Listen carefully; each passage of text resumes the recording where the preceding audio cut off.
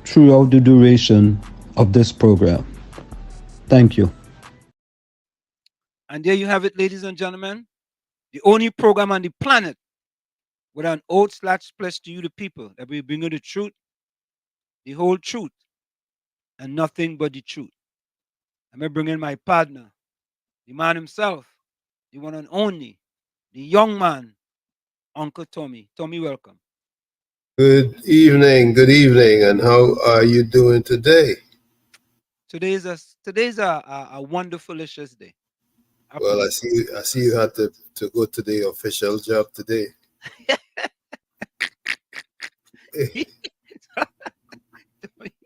Tommy's had to go to the official job, boy.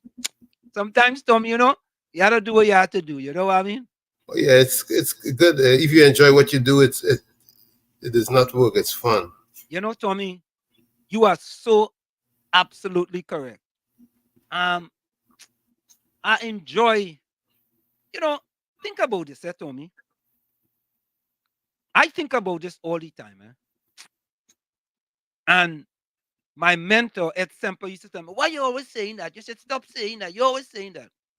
And here's why I just say, a little black boy from Chumaka, Clavantil, building one apartment 2-1, left Chumaka, Clavantil on July the 4th, 1977. He and his other 3 siblings with one grip.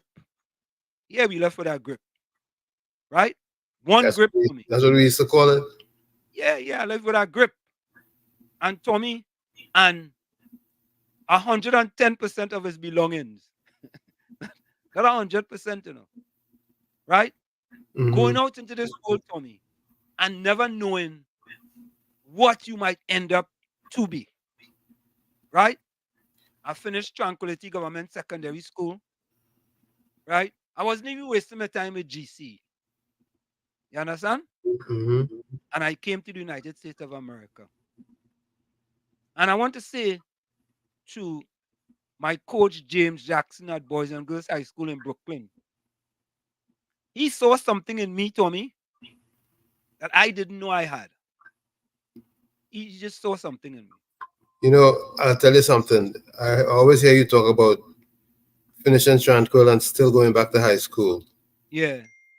I finished Pharaoh, and I came and I went to Essex, and they gave me an entrance exam, and I aced it, of course. So they kept me, but sometimes I wish I had gone back to high school to just have the experience. And Tommy, it was the best decision. Now listen to this, You have to understand, that I grew up in a single parent household. It's my mother and my brothers and my one sister at the time when we lived in Chumaka. And when I came to the United States, my mother was busy working. My mother used to have to wake up about, let me see, boy, maybe about 4:30, boy, to leave the house by 5:30. She worked in a factory for about 15 to 20 years.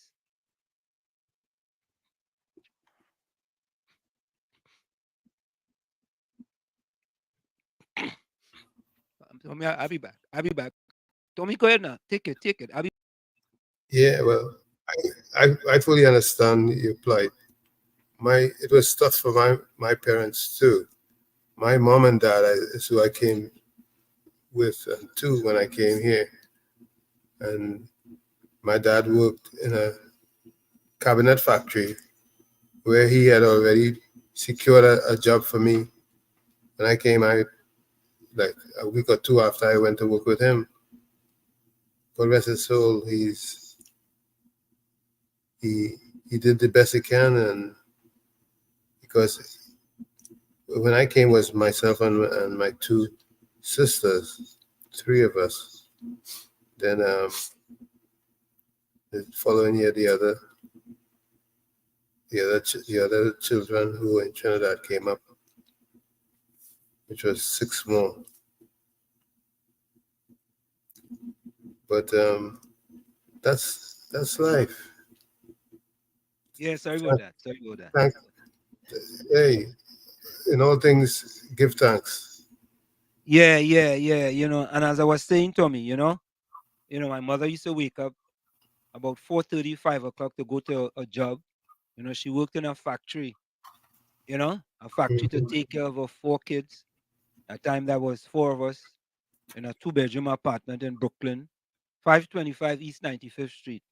I never forget that address. You understand? And she used to wake up every single day and go to work. And East 95th, that's East New York. yeah, kind of East New York. Yeah. What streets that were in between? Winthrop Church and Avenue and Linden. Church and Linden? Okay. Yeah, Church and Linden. And I'll never forget, Tommy. I think the first week we was in this country, they had the New York blackout, the first blackout. Okay. And that year, Trinidad and Tobago won Miss Universe. That's 77. Yeah, 77. Yep. And Tommy, so when I came to this country, right, I had already graduated from Tranquility Government Secondary.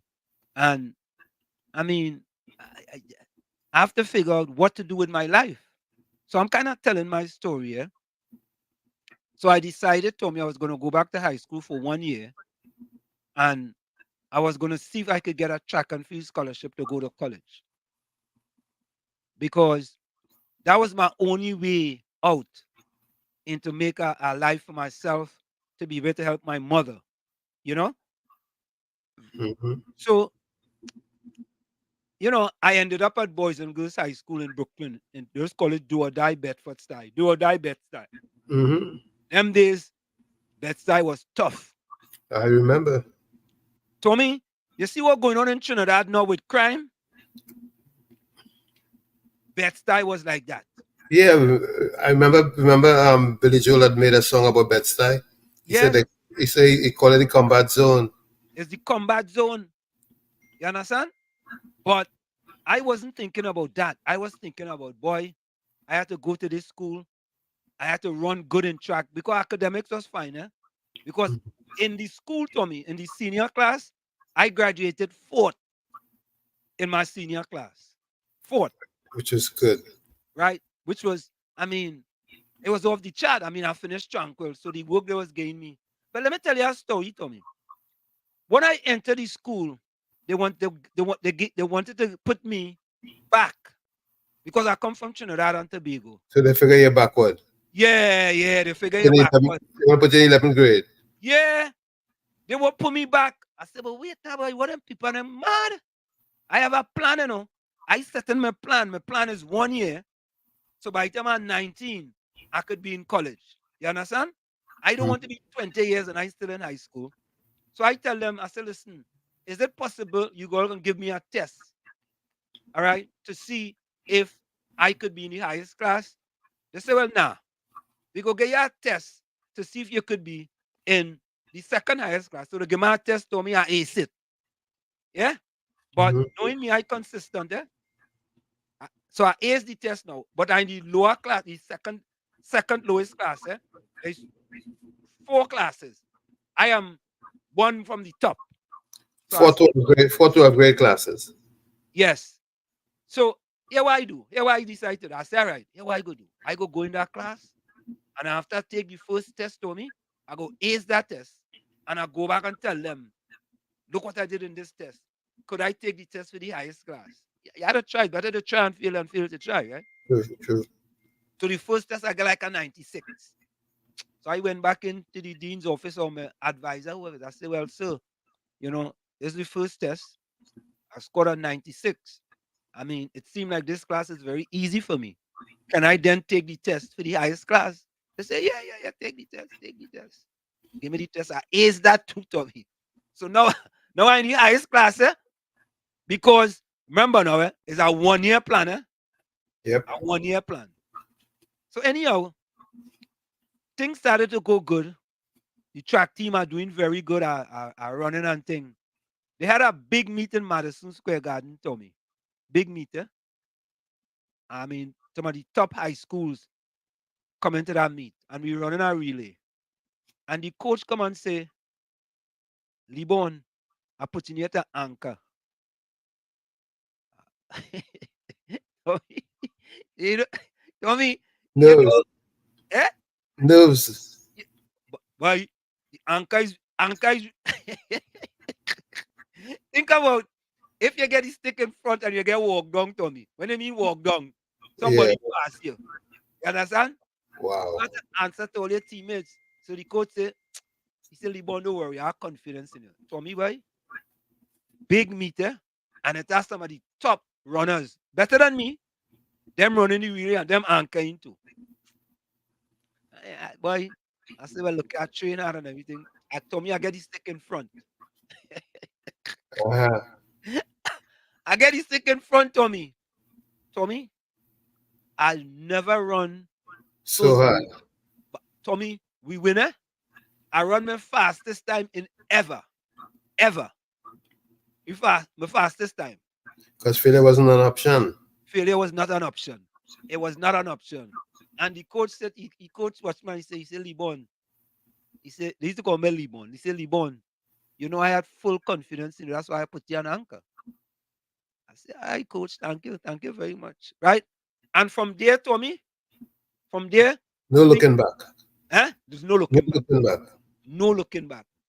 I mean, when time come to me, I had scholarship offers to Eastern Michigan. I had scholarship offers to all different. I play Alabama, but I wasn't going to Alabama because I hear about the Ku Klux Klan. And here the big one. I had a scholarship to a school called Johnson and Wales. Right? So I asked my coach, what is Johnson and Wales? What kind of school is that? For me, it was a cutlery school. Where you learn to cook. Cutlery. Yeah, cutlery. Yeah. You learn to cook and all kind of things. I said, well, let's get it. But let me tell you, and I go end with this. Here the disappointment, Tommy. I wanted to go to Brown University, which is an Ivy League school. Right, I remember Brown. Brown University, Ivy League school. You know, them is the top of the top in the country. Right? And I graduated fourth in my class. The coach of the track and field team was a former coach at Boys and Girls High School. So I figured that I had a very, very good chance of getting in Brown University. And then again, the first one in my family that was able to go to college and you know, so Brown University, boy. And I have to be honest with you all, I'm being honest. I got a call one day from the coach at Brown. And the coach told me, he said, well, Libon, I'm very sorry, I'm very sorry. But we met our quota for minorities in the school. You understand what I said, right? Claro. So it wasn't because of my academic or anything like that, right? It was because, Tommy, I ain't gonna lie, I cried that day. I cried. Because that was my first choice, my first choice. But you know, you always have a kind of fall back, but a second choice. And my second choice was kind of a second choice. Because on our team, we had a young man who was one of the top 400-meter runners in the country. And Coach Moon, who is currently the head coach at Seton Hall, and I am the assistant coach, he wanted him. So my high school coach told him, he said, well, listen, if you want Brian, you have to take Libon. Right? You know, like in a trade. Yeah. He package you. You get the first guy and you just throw in a second guy, you know. I was the throwing guy. Yeah, you part of the package. Yeah, I part of the package. And up to today, Tommy, whenever recruits come to Seton Hall, Coach Moon does tell them, you see that fella saying down in front there? I really didn't want him, you know. I wanted his teammate. But in order for me to get his teammate, I had to take him. And he says the best thing that I ever did was to take him. And things were so good to me that he ended up making me captain of the track team. You understand? So all that is to say, to people, it's not where you start, you know. It's not where you start. And you have to have enough confidence in yourself. And you can't let other people decide whether you're going to be a success or a failure. You know, you have to make that decision yourself. So, True. Tommy, that's the kind of story that, you know, when you tell me about the way how I look and all kind of thing, and a little black boy from Chumaka, Claventil, could come to this country, right, with one grip, end up working 23 years at Wall Street, end up being a professor at a prestige university, end up with over 20 world records in masters track and field. You understand? End up with a radio station with an FCC license.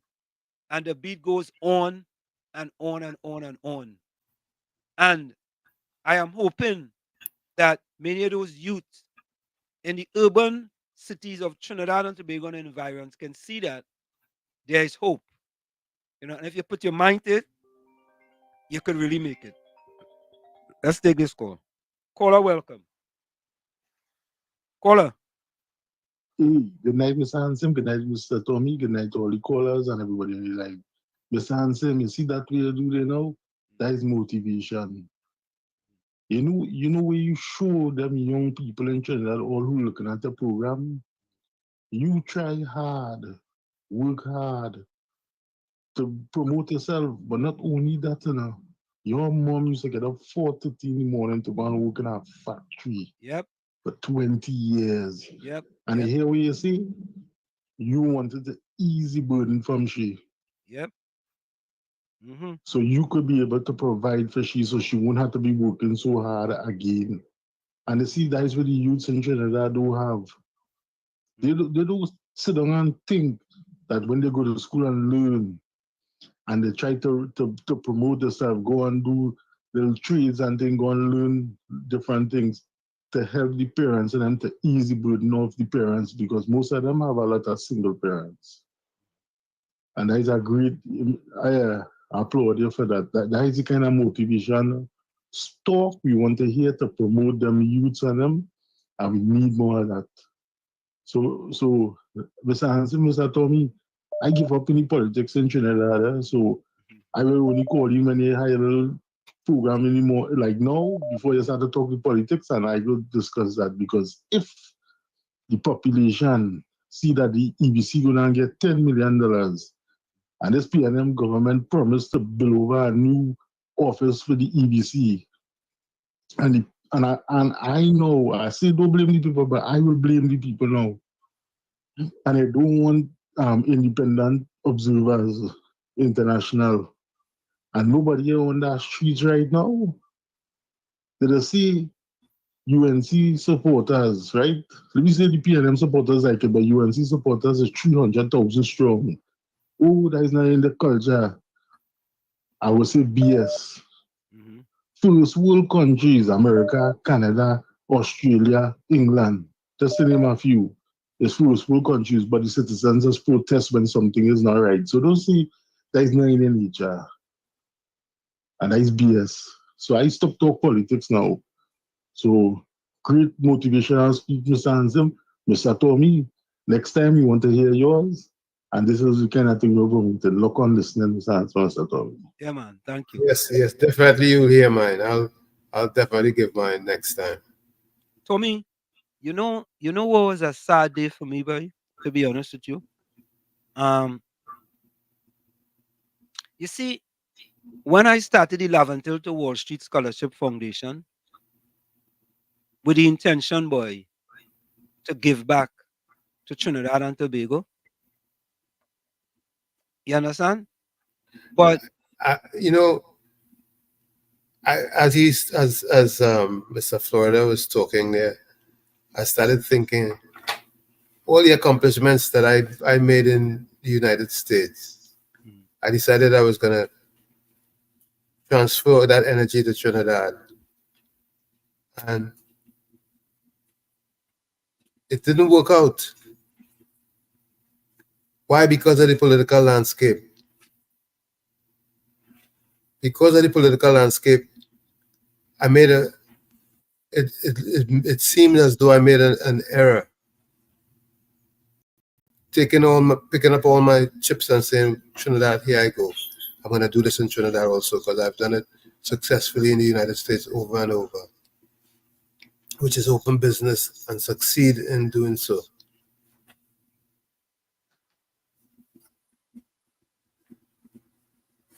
No volume, no audio. Miss Atlanta, Hi. welcome. Hi. Good night, Miss Atlanta. How are you? Good.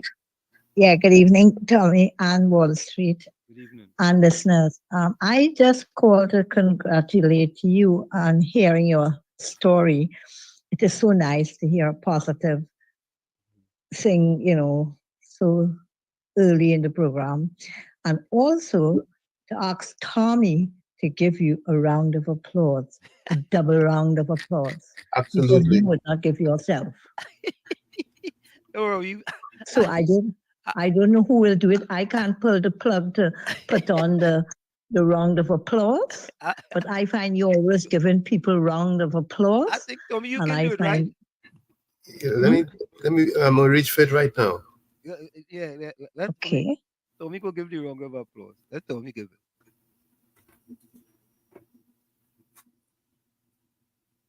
Miss Atlanta, a round of applause.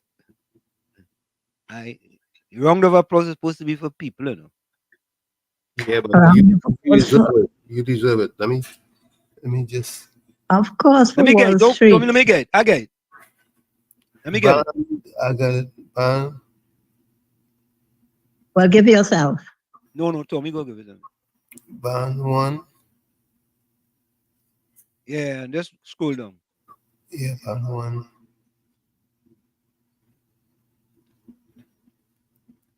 So, folks, Miss Atlanta requests that Tommy give me a round of applause.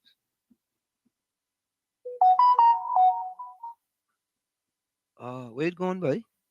It's here somewhere. Oh, here it is. All right, here it is.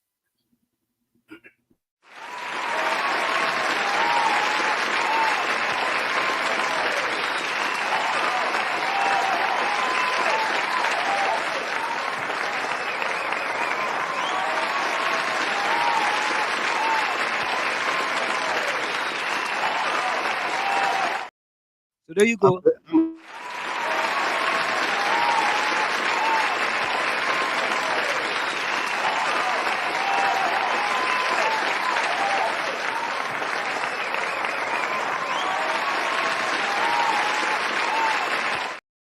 So there you have it. Yeah, I made sure I gave you one. Yeah. Miss Atlanta, thank you so much. Miss Atlanta, Yes, you know what it is, Miss Atlanta? Sometimes you just come and it depends how these spirit does move, Mm-hmm. And somehow the spirit just move me today. And that was good. When you look back at Miss Atlanta, to be honest with you, I look back at where I came from and my situation growing up in Trinidad and Tobago, from being, having 3 square meals, but had 1 pair of sneakers, 1 pair of shoes, you see? And, I was always contented. My grandmother always told me, she says, see, whatever you have, be contented with your lot. Be contented.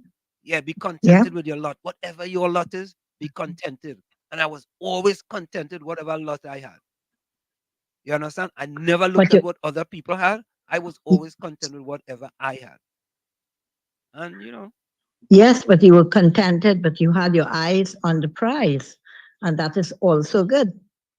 Well, you are correct. Because you could be contented. Yes, I know. And that's a good way. But remember, you always keep your eye also on your prize. And you see how you persevered and where what you became.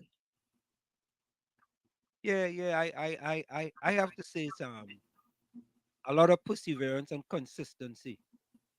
Consistency is part of it too. Being consistent and trying to do the things that you need to do, So I can't complain. And you're still continuing. It's not to say put up your boots. Correct is right. I'm It's still not to say hang up the boots. No. You can't hang up the view. Martin Luther King says. Well, Martin Luther King says your life ends, on the day you remain silent on things that matter. Your life ends on the yeah, day you remain silent on things that matter. So, I just continue the journey. of course. The journey just began. Somebody sing that song though. Right. The journey just started. Tambu. Here we go. Tambu sing the song. Tambu. Journey just started. Yeah. Well, thanks again. All right, Miss Atlanta. Wallace Thanks a Trace. lot. Thank you. Yes, Yes, indeed. Yes, yeah. It's commendable. It's extremely commendable. Yeah, and the thing about it there, Tommy, is that another thing that I would like to have done, Tommy, and Nylon Hippolyta, God rest his soul, he brought me up to St. Barb's, boy. And I spoke before some kids up in St. Barb's, boy. That was such an enjoyable moment for me. Yeah. KFC, welcome. Hi, good night, Mr. Washington, Professor Washington, and Uncle Tommy, man. What's happening, man? I see, man, you're congratulating the good things you achieved in life, man. But I'm not giving you all that, you like give your single parents for spend up so hard with you and make you meet somebody in life, man. KFC correct is right, Cause my mother. Because it have, yeah. Go ahead, no, you go ahead.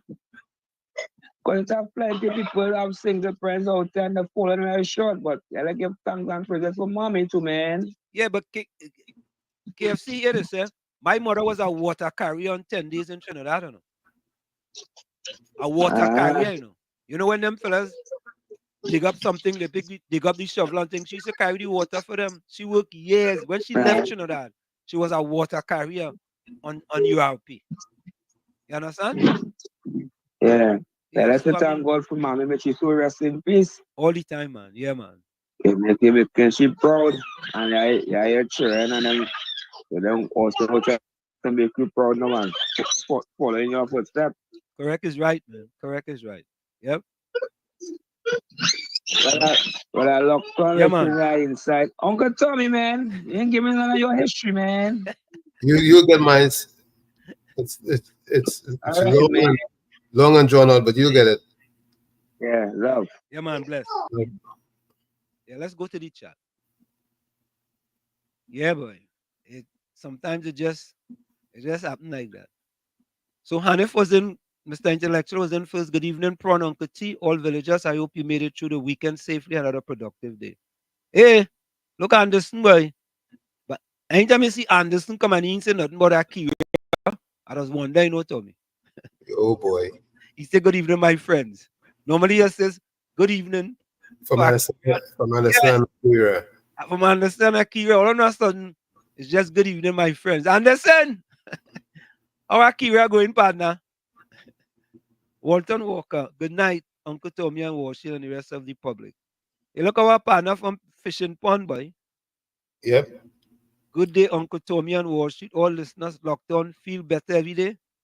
Today menu, only veggie diwali on Parmes, Shatain, and bust up shot. Yep. Shab Diwali to all the Hindu family. Yep. That's a mixed pepper with carrots. Tommy, I tell you what.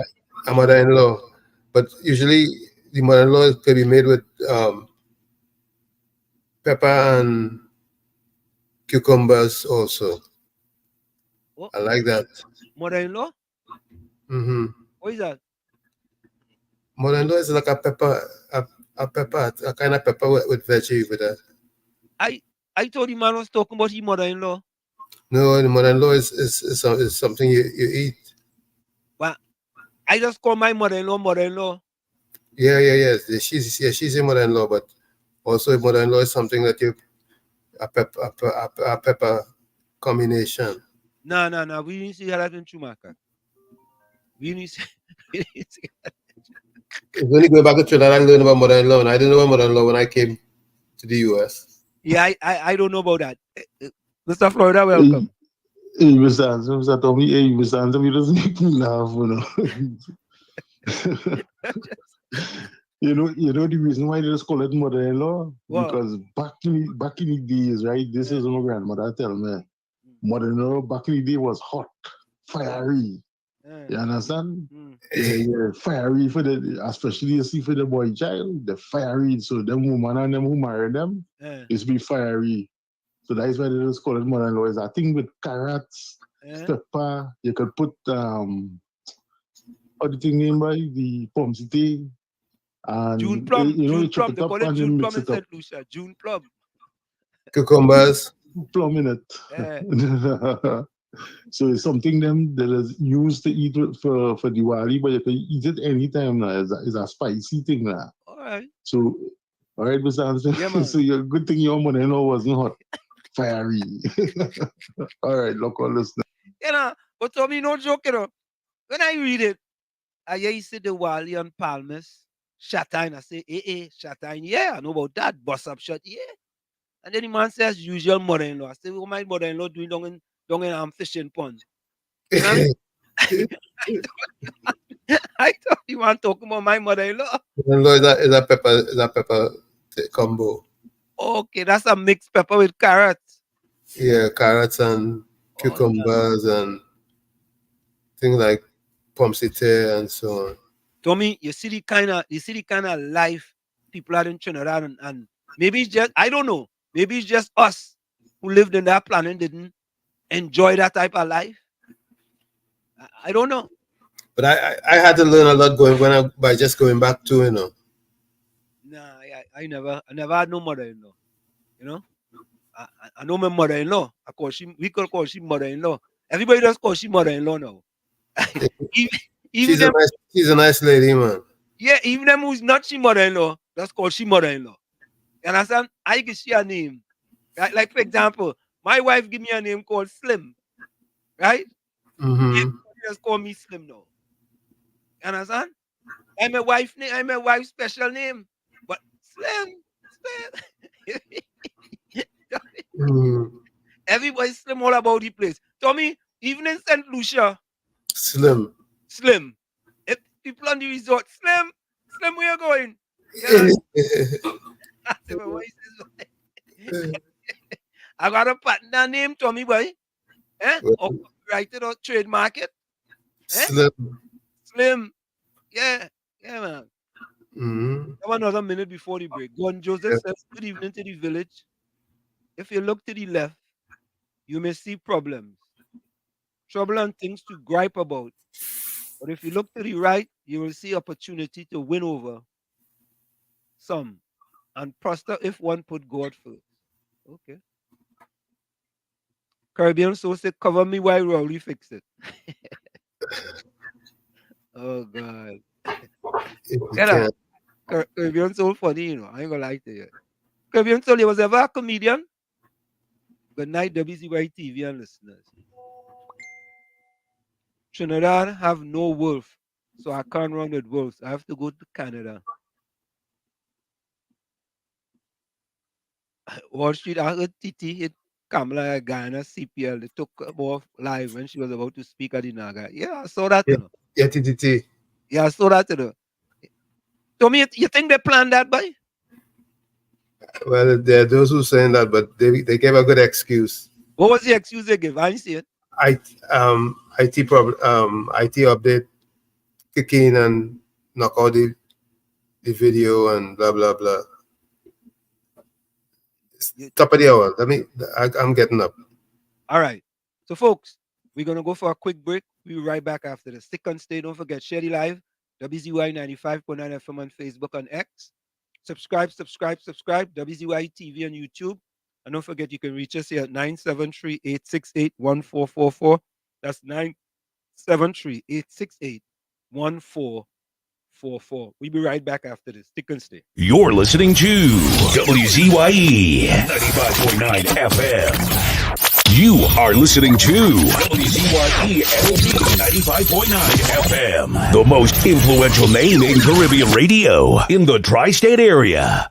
Broadcasting from East Orange, New Jersey, the most influential name in Caribbean radio. WZYE 95.9 FM. I want you to look at something right now. Think of some major goal you want, or maybe it's one you're already working on and you have experienced a lot of setbacks, a lot of defeats. You've experienced a lot of disappointment. Maybe you've already given up. And maybe you just need a little fire, a little encouragement to get back in the game again. Here's what I want you to look at. There are winners, there are losers, and there are people who have not discovered how to win. And all they need is some coaching. All they need is some help and assistance, just a little support. All they need is some insight or a different strategy, a plan of action to make some adjustments that will open up the key to a whole new future for them, that will give them access to the unlimited power that they have within themselves. That's all that they need. So what I want you to do is think about something you want for you, that's real for you, that's important for you, that will give your life some special meaning and power. And I don't even want you to say, I can do that. I don't want you to assume that. See, 5 years ago, when I started out in this area, I would not have been able to make the mental leap that I would be up to where I am right now. I don't want you to begin to just psych yourself out. No. I want you to be able to say something to yourself that will enable you to maintain a level of integrity with yourself. That when you say this, even when you face tremendous setbacks, it will be a benchmark to keep you in the game, to keep you moving forward and experimenting and readjusting your strategy and your plan of action, continuously looking for ways to win. So what is that something? When you got an idea you want to move on, you might not have the money, you might not have the education, you might not have the support or the resources you need. What is that something that can keep us going, that will enable us to act on our dream? What's one of those keys that will begin to help us to discover the secrets to our dream? Here's what I want you to repeat after me, please, with power and conviction. Say, it's possible. That's all I want you to do when you look at your dream. Just say to yourself every day, it's possible. Just say that every day to yourself, it's possible. Because what does that do? See, it begins to change your belief system. See, the way in which we operate, ladies and gentlemen, it's a manifestation of what we believe, what's possible for us. Whatever you've done up to this point, all that it really is a duplication, it's a reproduction of what you believe subconsciously that you deserve and what's possible for your life. Most people operate out of their personal history, out of their memory, things they've done, things they've experienced, things they've seen, things that they have observed. What I'm suggesting that you operate out of a larger vision of yourself. I want you to see yourself doing what you want to do, experiencing what you want to experience, having what you want to have, doing what it is that gives your life some meaning and value. Operate out of your imagination, not your memory. Because whenever you look at where you want to go, I'm wanting to warn you, you will have some conversation back here after you go through the data that you've experienced in life saying you can't do it. And so what you want to begin to do is ignore that inner conversation. Well, most people, ladies and gentlemen, when something happens to them, what they do is they begin to believe that that's the way it is. That's the way it's always been. And they can't see the possibility of it being any different. Example, before April 1954, the common belief, the universal belief, because it had been tried again and again and again, and people had failed, the belief was that man was not physically capable of breaking the 4-minute barrier, that he could not run a mile in less than 4 minutes. That was the belief on the planet. It had never been done. But here's what happened, ladies and gentlemen. Roger Bannister came along, and he broke the 4-minute barrier. Now, here's what's significant about that. Since that time, up to this day, over 20,000 people have done it, including high school kids. What changed? 20,000 people. What changed? Here's what happened when they got on the track. They knew it had been done. And because they knew it had been done, there was a new belief about this barrier, about this goal that was unreachable. And those 20,000 people got in the race believing, knowing in their heart that someone had done it, that it's possible that they could do it. And I'm saying that if you know anybody that had some goal, some dream, something they wanted to do, and they did it, then I'm saying that you know in your heart that if someone has done it, then you can do it. It's possible. And that if someone can make their dream become a reality, that it's possible that you can make your dream become reality. And so as you begin to look at where you want to go, beginning to embrace that, it's possible. I'm blessed and highly favored. I've got a lot going for me. I got some good stuff in me. And it's possible that I can bring my greatness out here in the universe. That I can do what I want to do. It's possible I can write my own book. I can have my own business. I can take the trip and travel around the world. It's possible. I can bounce back from adversity and reinvent my life. It's possible. Regardless of where I am, that things can get better for me. It's possible.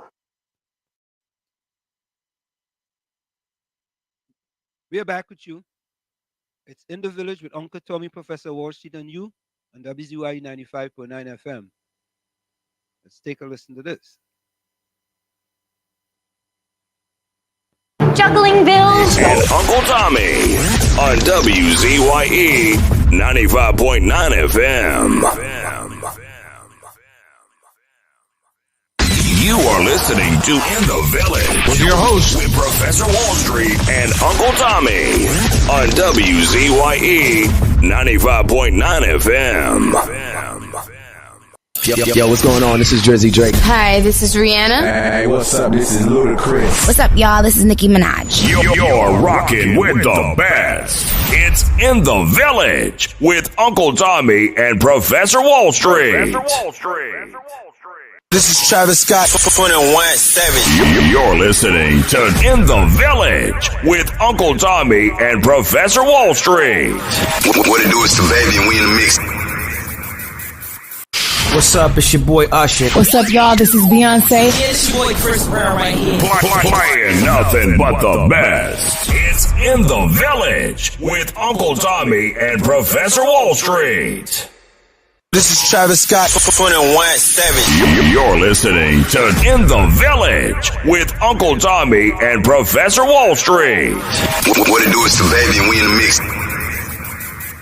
You are listening to In the Village with your host, with Professor Wall Street and Uncle Tommy on WZYE 95.9 FM. And of course, we are back with you. It's In the Village with Uncle Tommy, Professor Wall Street, and you on WZYE 95.9 FM. We come to you every Monday, Tuesday, and Thursday from 7 to 10 p.m. That's Monday, Tuesday, and Thursday from 7 to 10 p.m. You can reach us here at 973-868-1444. That's 973-868-1444.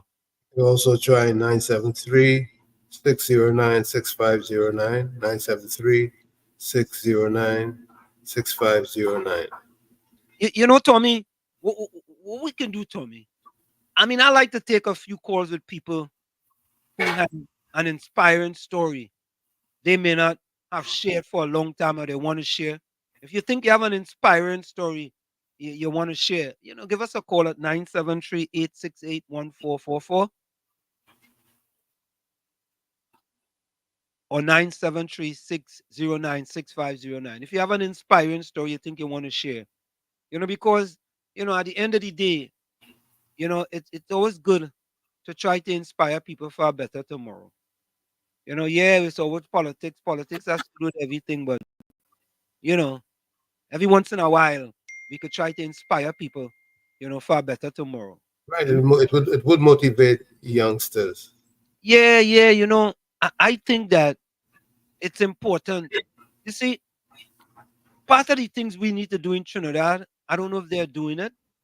You see, in high school, they need to have people who can go into these schools. Mentorships. Yes. Every time I go to Trinidad, Tommy, I just try to get to at least 5 schools in order to talk about mentorship and talk to the kids about trying to inspire them for a better tomorrow. Every time I go to Trinidad, I do that. Every time. You know? And I think that is so important for the kids to see. I mean, remember George Romano? Of course, I know Georgie. Yeah, George, I don't know if George is still the coach of it used to be Belmont. I think it's St. Francis now. Or St. Francis. I know Belmont Secondary changed the name. That was Right. very disappointing to me.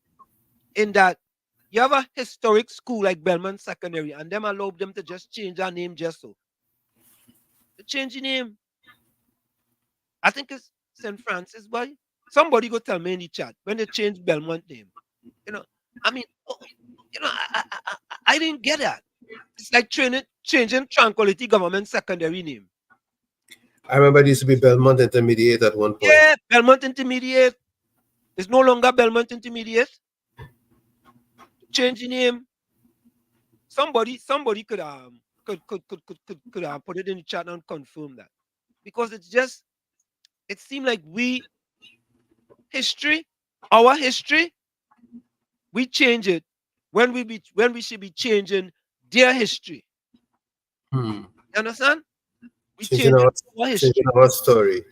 Yeah. I was like, how them people make an uproar, boy? I'll tell you this. If I hear it going and change Tranquility Government Secondary School name, I go make an uproar from up here. I go even go in Trinidad and march in front of Tranquility Government Secondary School. We go change our name. Those are iconic names, man. And they just object and change our name. And Maybe they're gonna rename Belmont to some other name. No, they changed the name already, you know. No, maybe they're gonna change the tongue name from Belmont to something else. Yeah. But Tommy, I just say that. How did that tongue get the name Belmont? Good question. It has to be after probably some English. What is this here? Francois. Francois. Saint Francois. Oh yeah. All right, Saint Francois. So it's Saint Francis then. Yeah. Gordon Joseph sent it for me. Francois, Saint Francis. So Francis is pronounced Francois, right? Yeah, Francois is French. Francis is the translation of Francois in English. So what is Saint Francois? You know what? Saint Francois, same thing. One is English, one is French. Let me call George Romano. Let me call George Romano and see if we can pick up the phone. Let me call George. J-E-O. How George doing, boy? I haven't talked to him. I call George. I'll call in George. Let me call George.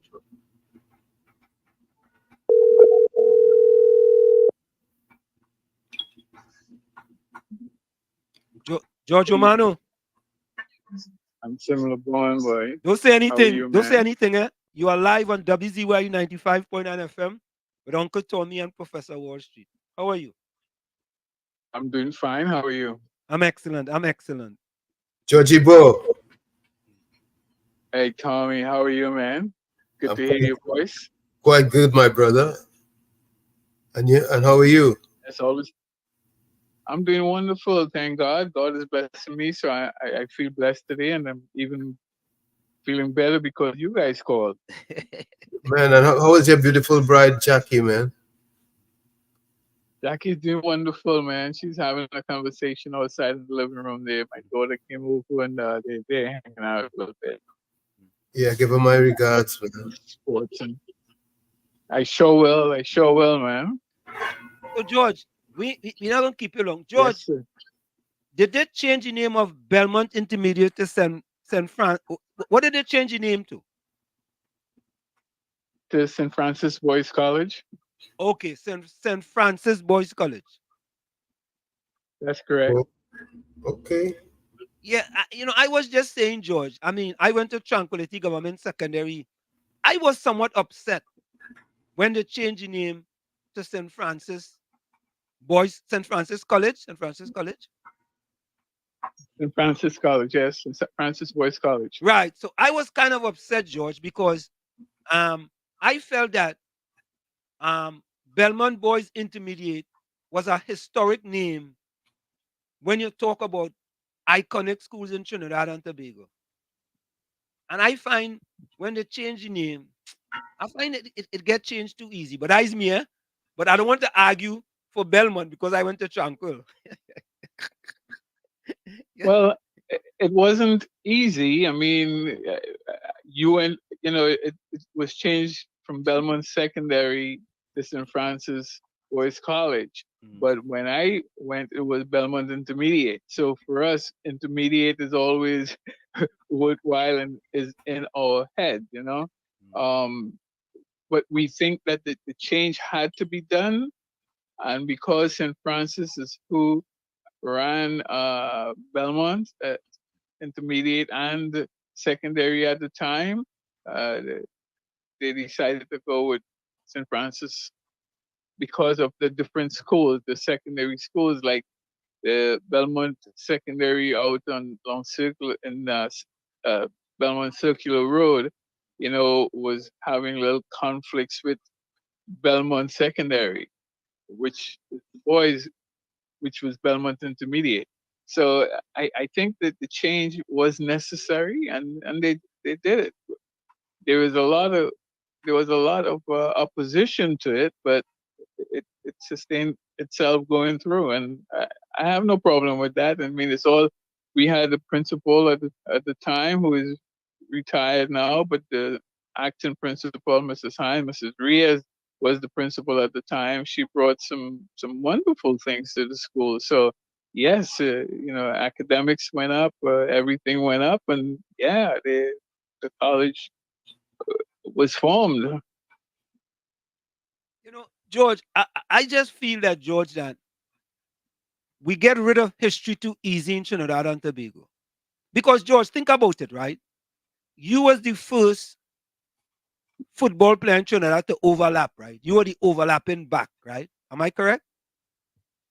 Well, you can't say that too loud, or loudly, I should say, because people don't care about us. We are old folks, You talk about veterans and you talk about past players, and I think these kids now, or the people supposed to be, only could go by as far as Latopy and Dwight York. They don't know they had soccer players before them or football players before them. No, but George, I ask you a question, man. You were the first overlapping back in Trinidad and Tobago, right? No, Charlie Spooner was the first, and I learned it from him because we partake in a little training at one time. The Army guys were training us, and I saw him do it a couple of times, and I thought that was excellent. And with my speed and athleticism that God blessed me with, I was able to do it consistently. So to answer your question, yes, the first consistent overlapper, but not the first overlapper. The first overlapper, in my opinion, was Charlie Spooner. George, one other thing, right? I mean, you don't have to get into this if you don't want to, since we have you here, right? George, you in this country was an ODP coach for women. That was the Olympic Development Program, one of the highest coaching level here in New Jersey, and you attained that level. How come your expertise is not being utilized in Trinidad and Tobago where soccer is concerned? For the national team? Yes. Well, I could put it here simple, and every coach in Trinidad is an expert. So if you come with some level of degree of qualification, you don't have what they have, so they don't want to hear what you have to say. Let me give you an example. I mean, you have coaches here don't know what they're doing, and you and I used to speak about that quite a lot, even in Seton Hall there, that it's hard when a fool don't know he don't know, and they really some really don't know. Some will come and ask me a question, and I might try to answer it, to the best of my ability based on the knowledge or the wisdom that God blessed me with and the experience from the game. But you would always have the, the player or the coach that asking you the question, but don't care to hear what you have to say or give or the answer that you're going to give them. They just ask the question because that's what they know. So I have reached the point now where I don't talk football to anybody. Even I talk football to my grandson and them, and or to my elders when we having a good time and when we training and stretching and doing the things that young folks can't do. But they don't give you the effort to even tell them. Even in the secondary school league now, you hearing 17 and 20 goals for you Form 1s and U14s, and I'm trying to tell them, no, there is a level there. There's a bar. You score more than 5, then you pull 1 or 2 players out. You score 10, you get sanctioned. Because it's not about those ages. But they don't want to hear that. Nah, that coach just talked too much. I want to punish him. That's how they just talk to you. They don't care about who they coach or why they coaching. They care about their representation. They don't care about the schools, and teachers and principals don't care enough because they're not getting the funding for it. So they're glad if a coach come in any which way and do what he has to do. And, hey, we thank you for coming in. See you next game. And it's just terrible. I mean, you hear coaches talk about certain things, and Slim and Tommy, and for example, the national team. Let's go there. And I'm going there only with you guys and for the wider part of the world. All right, if they hear it. Right. But you have a technical director for Trinidad football, but when something go wrong, you fire the coach.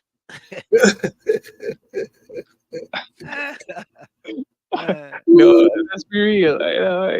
I mean, you have these things happening over and over and over, and you don't care to say it because nobody cares to listen. And if they listen, they're gonna do what they want to do anyway. It's like everybody telling you foreign exchange is difficult, but you're buying foreign things. George, you're going political, boy. George, you're going political, boy. No, but I'm telling you what it is. It's like George comedy of errors. Telling the opposition leader what she's doing in the bathroom. Things you want your kids to talk about. You're not getting political, but I'm showing you guys the nonsense that happens. And that's what it is, nonsense. Because nobody cares. Nobody cares. George, it's really sad, but at the same time, we need the population to mature politically. Absolutely. But George, you need. Sorry, go ahead. No, you go ahead. No. But George, you think George, from being in this country, George, and now seeing what is it in Trinidad and Tobago, you think most Trinidadians are ready for them to get ideas to uplift the country? No, let me tell you why. Trinidadians are ready for ideas that could uplift them personally. Like where I live here, there is a daycare, and I'm telling my wife, I say, honey, you know what? I think we need to go to the daycare and offer something, like just offer love, offer, hey, let's feed your children for a day, or let's buy some snow cone for a day, if it's okay, if nobody gets allergic or anything like that, or find out whatever is best for them before we make the decision. But then you see it again, you go and, you go to one person that should make a difference, but that one person wants to make that difference to themselves. And Trinidad is all about themselves. You see it all in kind of world. You see it in politics, you know. When Gypsy was with UNC and all that flooding, and he had so many mattresses under his house, you know, all them flooding that they had, people couldn't sleep. And it's consistent. People just greedy consistently. Wow. Georgie. Yeah. Robbie said to tell you hello. I just saw him in the chat. Yeah, tell Robbie I said hi, man. He's hearing you because he's listening. Yeah. Hey, Robbie. Hey, okay. Hey, George. But yes. I didn't call it to keep you so long, But you know, this is like, you know, you are you know, George, it's funny, and I'm gonna let you go after this. George, you know, I remember when you was instructing my son and giving my son instructions about playing the game, or what do we call it, football or soccer, the game of football and soccer. And I know that anybody who could be a regional coach with Olympic development program in this country, you don't just get to that level just so. You don't just wake up in the morning and they make you a regional coach or they make you a ODP coach. You know what I mean? You have to. Yeah, we had to go through. Huh? We had to go through all the seminars and everything and all the courses that we had to take. Yeah. So yes, we know that. Yeah, but I don't understand why in Trinidad and Tobago, it seemed like if when you get all your qualification on board and you come back home, you seem to be an outsider. Well, I read the Bible and I live by God's word. You will never be a hero in your hometown and in your land. So I don't want to be a hero.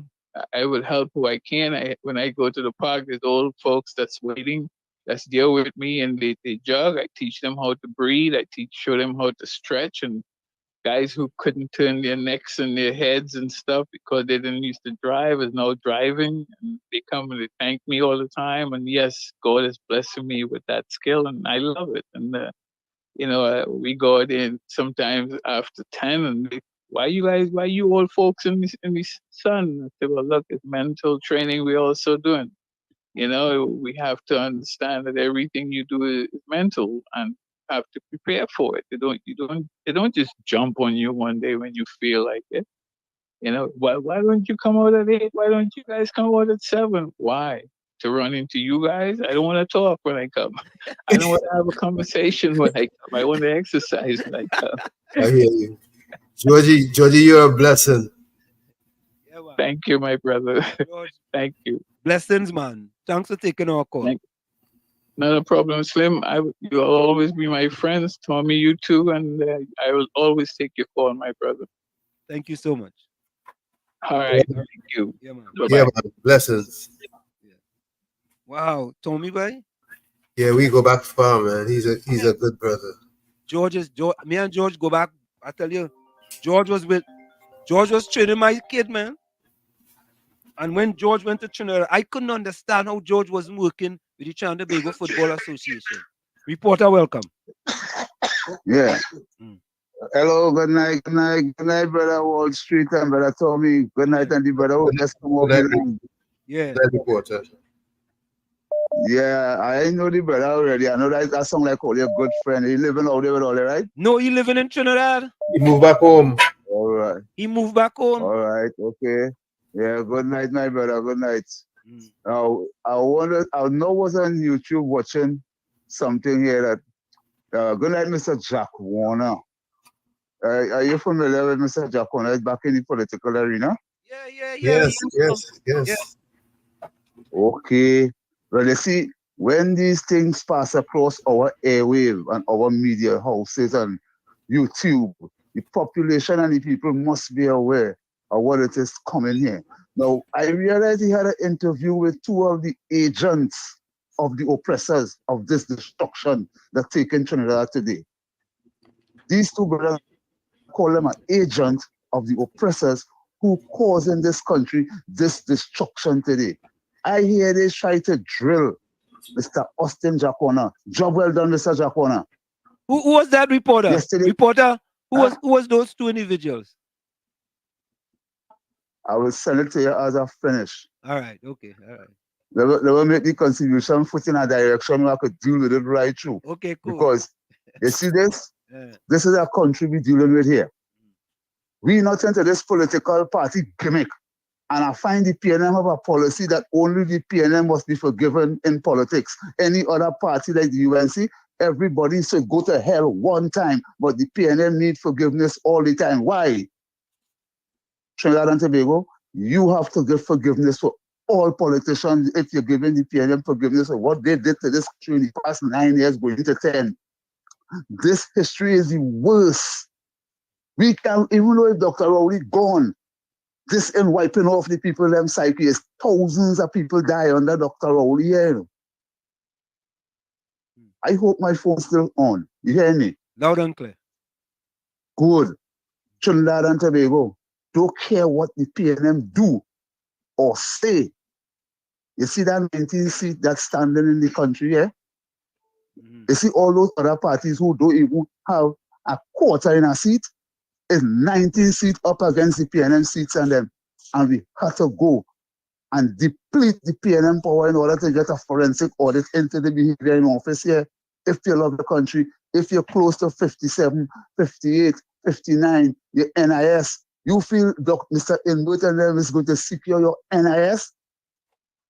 Let me tell you something. Don't care what they do. You know, the reason why no contribution going so is because of those two agents of the oppressors try to see if they could drill. Leave the man alone. Watch the man work, because the only thing only keep from the People's Partnership was the traffic wardens. And who bring that? All if you talk should run just in the world and in this country. It's Austin Jacona bring that. You take back food card. You take back welfare. You cut this, you cut that. But you never move the traffic warden because there is instant cash in your pocket. You feel me? These two people who try to drill Jacona, they are the agents of the people who keep those traffic wardens. When I send the video, I'll see the name. And good night, Trinidad and Tobago. Listen to your program. Thank you. Thank you, reporter. Thank you. Man say agents of what, Tommy? Agents of... Let me say good night to my brother, Renison, from Workers' Night. Good night to you, Renison. I feel I have a serious platform there. Workers' Right 868. That is a serious platform. Caribbean Society, Washington and Tommy having a conversation between themselves, shaking my head. Call each other privately now. I guess you're a comedian. I tell you, Caribbean Soul is a comedian. Peter. Which Peter is that boy? Peter, where you joining us from? Gavin, where you joining us from? Gavin says blessing. Peter, where you joining us from? Caribbean, so I saw a post. Ballot boxes were set on fire in Washington. Where you get it? You must have to get it from Trump account. Trump Twitter. No. In two different locations, they said ballot boxes are fire. Eh? Yeah, right here in the US. Okay. And they burn up the votes on them? I don't know what they're doing, but they're trying all kind of things. They probably don't like the way the votes going. Correct is right. Yep. Let me take this call. Mr. Intellectual, welcome. Good night, gentlemen. Good night. You're inside. Good night to you. Thank you very much. Good night to everybody on the live. Reporter had a very good point there. But the gentleman who spoke before, I was trying to remember his name. George Romano. Yes, Mr. George. You could see that the older folks and them have a lot of information and a clear understanding of what's happening in the country at present. And he struck a very important, very important point. the people who in authority do not want to learn. And if they don't want to learn, which means that they are not going to pass on proper information to those who are coming behind. And if they don't have the proper information, they can't make proper decisions. So you see why the country is the way that it is at present, right? Yep. Even people who are qualified as coaches to assist people who coming up, not just to be sportsmen, but to be people to facilitate the country, bring growth and elevation to the whole population so that they could have a sense of accomplishment, not as an individual, but as a country, right? But we don't want that. You see, if ever we want to develop this country, we gotta start fresh. We gotta crash the whole education system and revamp it, restart it. Give youths and them the opportunity to really learn, to be thinkers and not followers, so that the country could elevate to that standard where we need to be, and they would be plugging all the gaps that we see in at this present time. Crime won't be where it is at the, like how it is now. The only reason why it is the way it is because people are feeling the youths and the country itself. You know, the program reporter was talking about is for 1 or 2 the breakfast show. You know, Mr. Intellectual, I was thinking about the programs and I'm saying, but yeah, that one is with Wendell and the senator. The senator. Yeah. Yes. And I tell myself, I said I the only two he could be talking about, You understand? I just had a inclination was detour them. It was rather shocking to hear, especially Mr. Richards, trying to drill down on him to get him to say that Ms. Prasad Visasa was a failure or something like that, or pushing it to that extent. But Mr. Warner dealt with it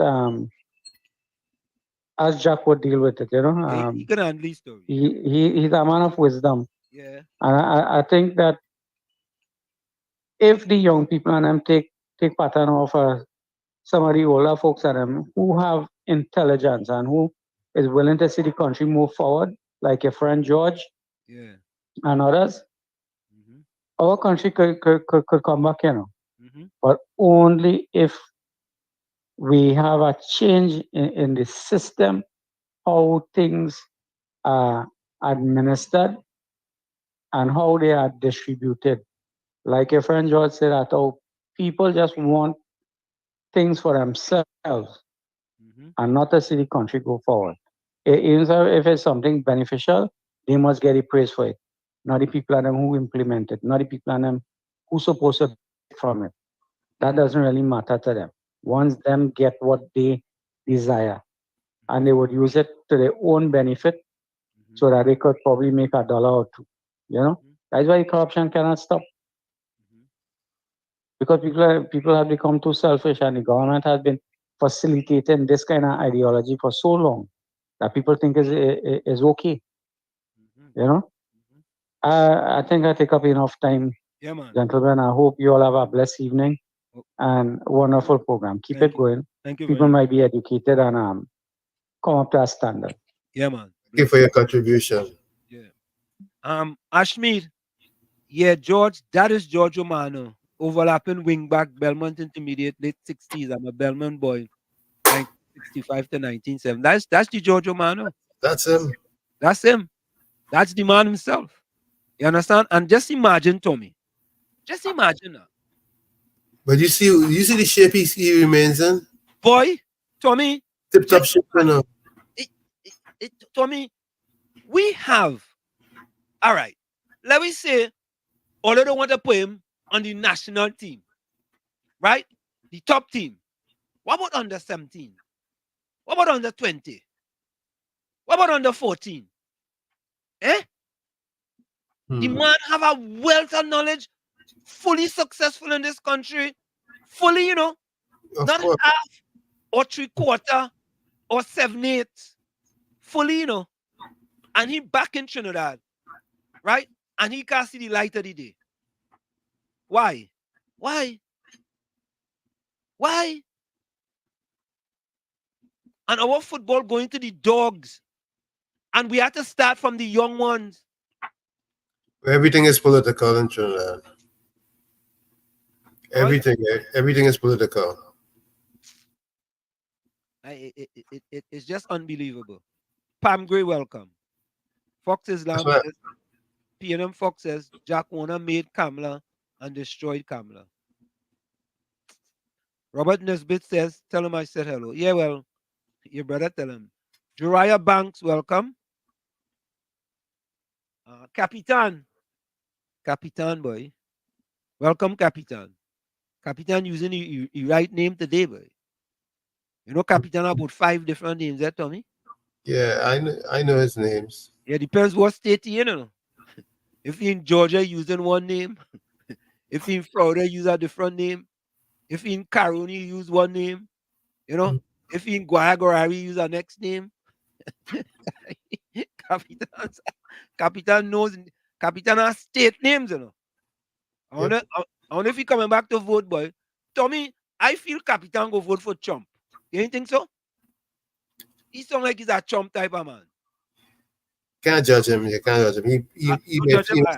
He may support Kamala. All right. I take that back. All right, Capitan, I take that back. I know who you will support. I take it back, Capitan. I take that back. Riaz, good night. Hey, Tommy, look, friend. But Patty come in and she say good night. She even say good night, Uncle Tommy and Professor Wall Street. She says Soul, hi. She send hi to Soul. What is that one, Tommy? Why? Nothing. We still give her love. But all right, yeah. We still getting Patty love all the time. Margaret, welcome. Margaret said Wall Street, you're late in the dance. There was 2 burning incident. Okay. I kind of late, boy. Yep. Volsang, welcome. He said that Wendell you speak of is the personification of what you want in a sycophant. Yeah, boy. Oh, God, boy. Wendell and Easy, boy. Oh, God. Yeah. But they have him there for a reason, though. Yeah, well, is it the right reason or the wrong reason? The right reason. Yeah, well, because the population will learn something. Huh? The population will learn something. Learn what? Exactly. Learn what? Them fellas and them, boy, oh God. Them fellas and them. I don't know, Tommy. I don't know. There's hope. The party? There's hope for anybody. You don't say there's always hope. Well, there's life, so there's hope. Except hope in what? When I listen to George tonight, it just it put me further in the dual drums when it comes to thinking that there's hope. So, Tommy, I know you always want to look on the brighter side, which is excellent. If I don't look at the glass as half full, I may tear. Mm-hmm. Reporter, welcome. Yeah. Second time I Wall Street, Mr. Tommy. Good night again. Hear me? Yeah, we hearing you. Good night. Okay. I want to, what's going on? I want to address an excellent contribution on this program. And you will hear it develop more. Because as I tell the people of Trinidad and Tobago, it's a matter of months before Dr. Rowley then come back to us for power. So we must prepare ourselves as a population to take the country forward. Now we see and know what Dr. Rowley gave. And the way how politics will be in this country after we move Dr. Rowley no political party will be coming into office and do anything close to what Dr. Rowley did in the 9 years going on to 10 years. This is people of Trinidad and Tobago, each one tell the next one another, watch back this video, why he's saying to all of them, especially you younger people. You see, you younger people, don't have nobody telling you, but don't get involved in politics. Everything is politics here. Don't do the food they eat is politics. Don't let them fool you. That what they do Jamaica and fool the Jamaican and them and some Diana people and God bless Diana back again. We ain't waiting for that fall with Dr. Rowley. I want to say this to Trinidad and Tobago Police Service and the criminal enterprise that the PNM is nurturing on this land. Young people, or they don't get waxed up. The PNM leave the borders in this country open for that purpose, what you do to yourself and one another. And they don't care. Every black man that is having down as a PNM is only black man killing young black man. Black, If the other ethnic group, such as the East Indian, join in it, it is not in the heavy way the black man killing the PNM. They don't care about the losing vote because they're trying to stay in office. But I want to say to the police service of Trinidad and Tobago, I have friends, family members, is police. All there. The news are hiding from all there in Trinidad here. A police in Jamaica, in the Caribbean here. After he retired from the police service because of politician and politics in the police service. Watch, they can't reside back in the hometown when they reach 60 years and they're old. They have to go to America and live in England. If they're home, they're risky to there anytime. That is a history they don't want to share in the Caribbean. But I want to say this, to stop our police service corruption, the only solution to that, you see, like how you create the PNM, they create Anaconda, this one create that kind of crime fighting. You're creating a batch of police to be in the 41 constituencies police station.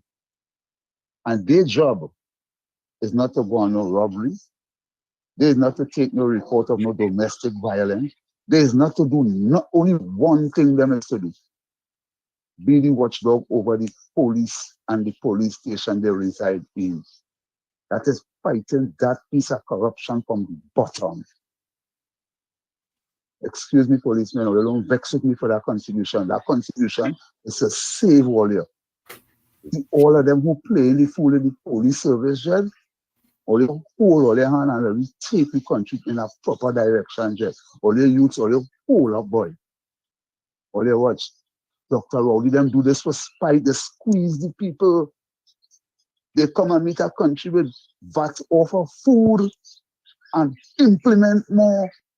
They put back VAT on the food and then as they do that, the country take a tailspin. That is what's going on today. When your parents can't get something and a misguided youth around, the gangster man will get and handle you to eat. And that's how it's going. I want to hold up there for a while and then I will listen off here. Good night. Thank you. Good night. To the world. Thank you, reporter. Tommy, I want to play this. What we see on the screen here, it says inbound Forex review coming. Relief for food, medicine important. Just imagine this now, Tommy. Forex review coming, Tommy.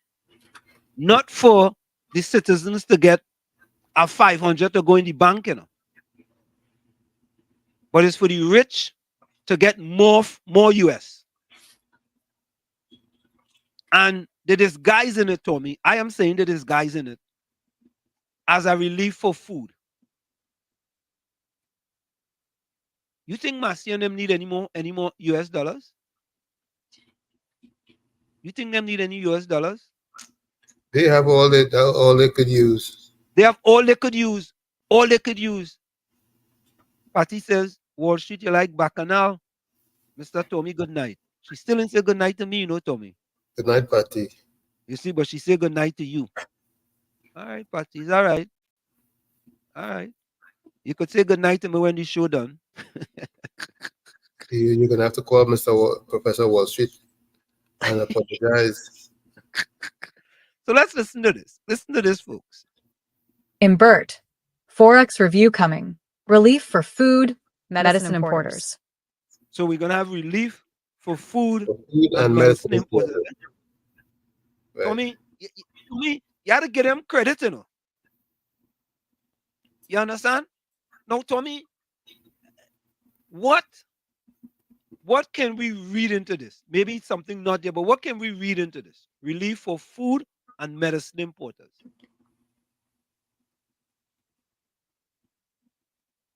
Pharmaceuticals. Yep. And supermarket owners. There we go. There we go. Right? And telling the people, well, they need Forex in order to bring food into the country.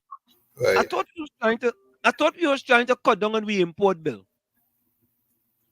Eh? I thought we was. Well, that's a good thought. Actions speak louder than words. Richard, welcome. Yeah, welcome, Professor Wall Street and Uncle Tommy and everybody on the radio station. I always get mixed up. WZYE or WZYE. So listen, Professor Wall Street, I'm listening to what you're saying, but this is a serious issue, and the issue is, you see, I will call in on another time because I wanted to talk about what happened with Petrotrin and what you talked about, Jindal and Dr. Rowley from Samoa. But this issue is really a serious issue. There is a serious problem, unfortunately, with the Exim Bank. You see, what was happening is during COVID, the Exim Bank, which provides Export-Import Bank, provides funding for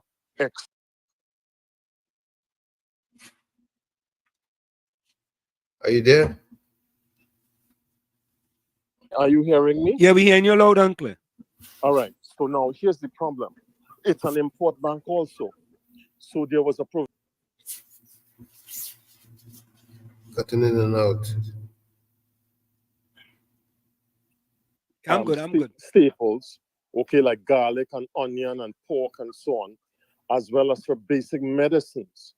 There was an exemption where the Exim Bank provided funding for them to get Forex in order to import these goods and services. Now, here's the problem, which is what I continually to strive and to point out.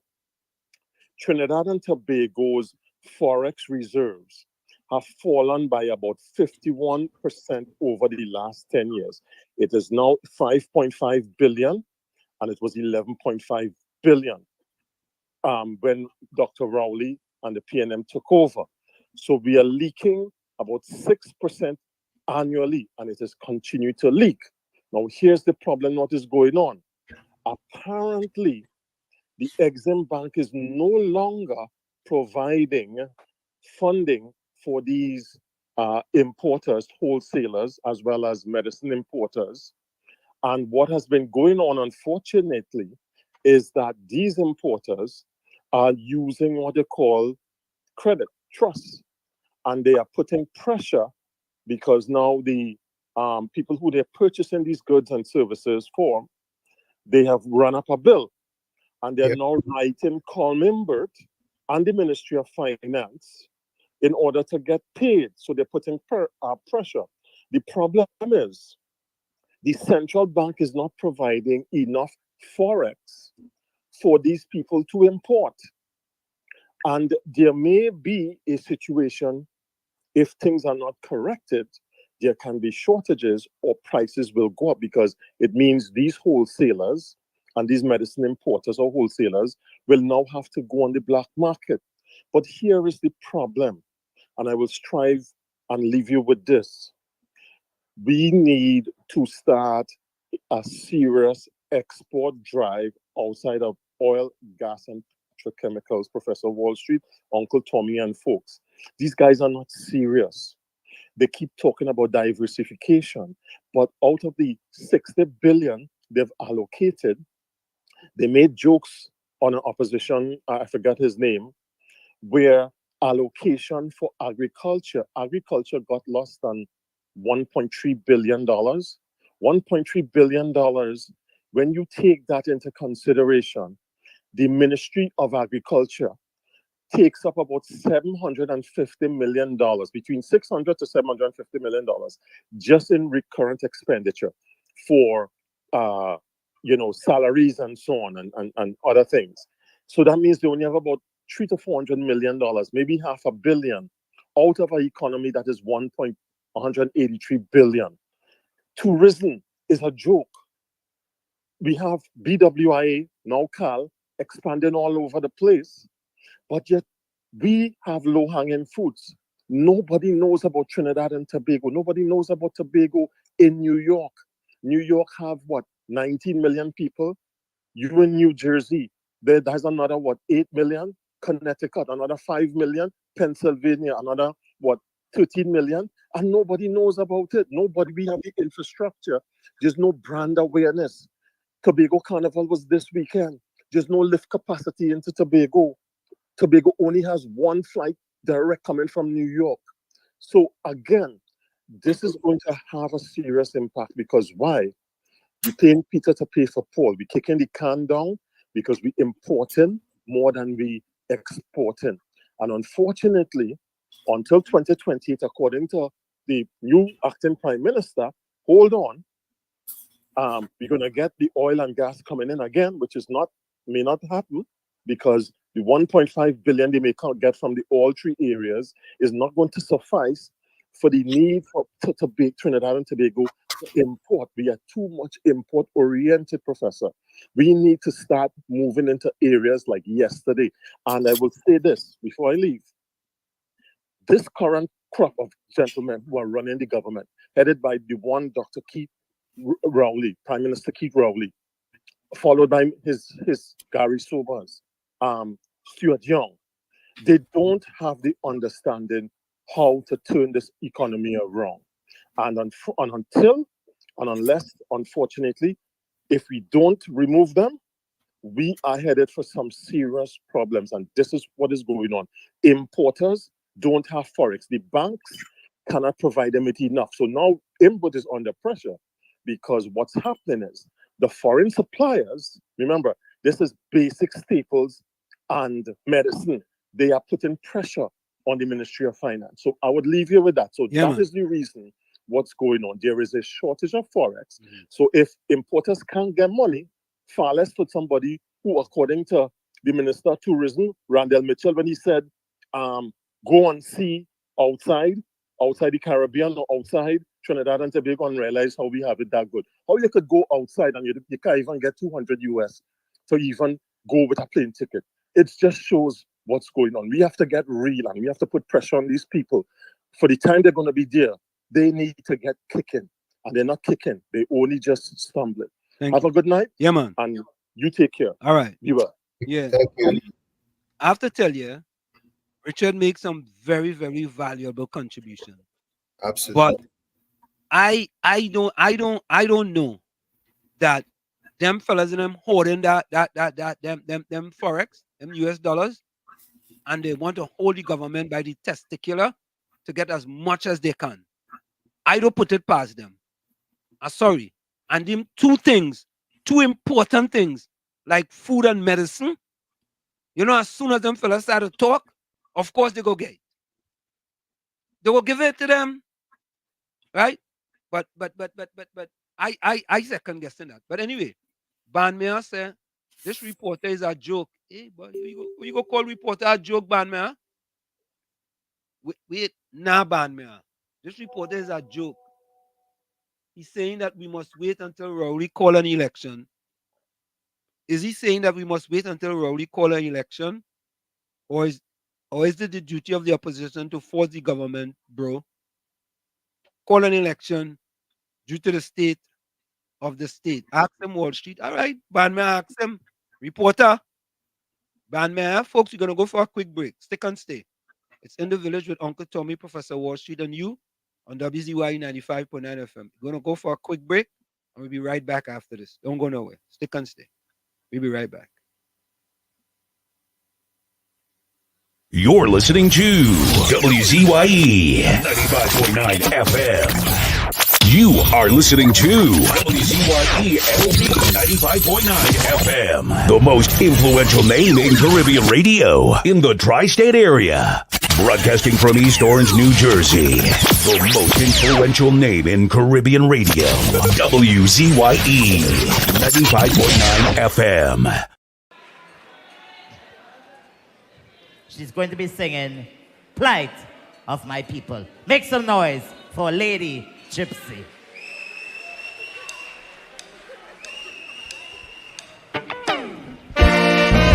No plight of my people.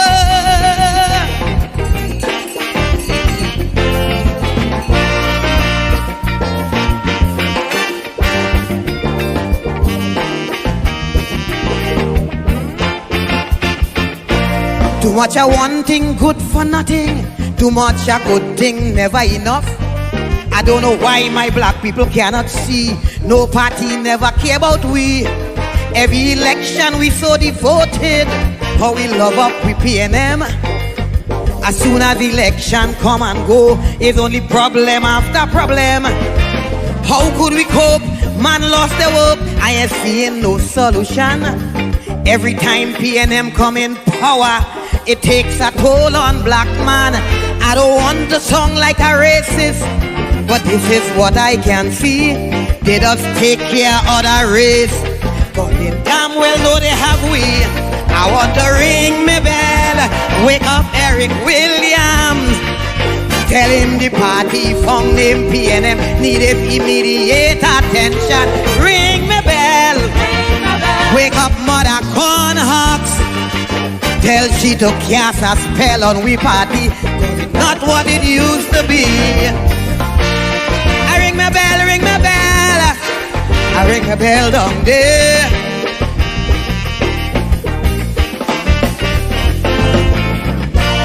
I ring my bell, ring my bell. I ring my bell down there. We are back with you. It's In the Village with Uncle Tommy, Professor Warsheed, and you on WZYE 95.9 FM. We come to you every Monday, Tuesday, and Thursday from 7 to 10 p.m. That's Monday, Tuesday, and Thursday from 7 to 10 p.m. Don't forget, folks, share the live. WZYE 95.9 FM on Facebook and X. Subscribe. WZYE TV on YouTube. And you can reach us here at 973-868-1444. That's 973-868-1444. Oh, Tommy is not there. 973-609-6509. Let's take a few voice notes, and then I'm going to get back to the chat.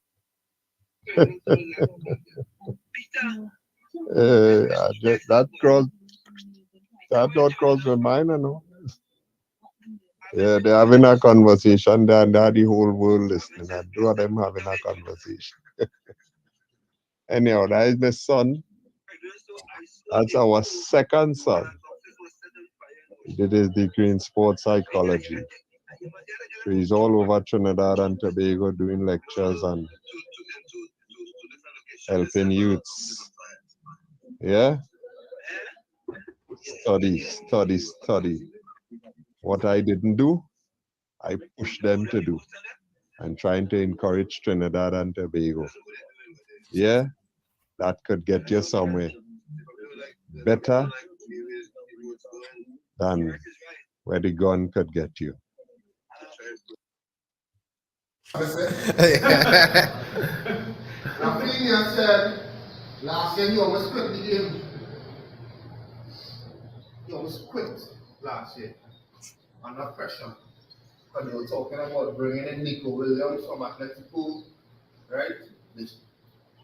Showing a jersey with number 11 with Williams' name on it. He plays number 11, right? So he had to tap in mentally to come and perform this season. And now he's scoring hat-tricks. What he says he's the other psychologist that knows this because he appreciates the mental side. So he and all uses visualization. I'm going to show you that video. I go on Josephson. Okay. You know the future. He could talk about no party will win in the future. He's God. Wow. Wow. Yeah, that was Gordon Josephson. We go play the video. Let me go back to the chat before we play that video on the screen. Reporter, you had to answer ban me here. Yeah. All right, let's go to the chat. Mean Gene says only 3 ballots were burned. In one of the boxes, yeah, that's true. In one of the boxes. That was reported.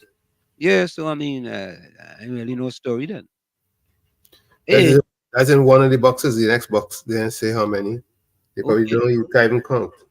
That's the first time Mean Gene gave you some reliable information, but no, that's the second time. He gave you reliable information one time before that. Mm-hmm.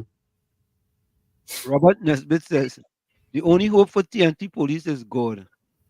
He's doing what has to be done, for this is a new day in TNT. All right.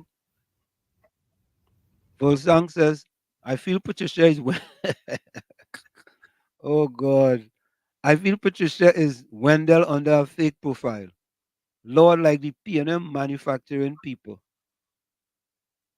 Capitan says, thank God for Imbert. Patricia, if not, we will go by the IMF. You believe Capitan? Patty says, Jack was the man that spoke about KPB and plant-like substances, thieving in the government, etc. You think that was Jack? I don't think it was he who talked about the plant-like substance. Somebody else. Yeah, and the thieving, I don't remember the thieving. I thought it was Makandal Daga. I thought it was Daga too. I don't know, but maybe Patty was listening to a different. Maybe she was listening to 91.9. Maybe I don't know. Patty was station was listening to the Mugabe station. Oh God. Oh God. Oh God.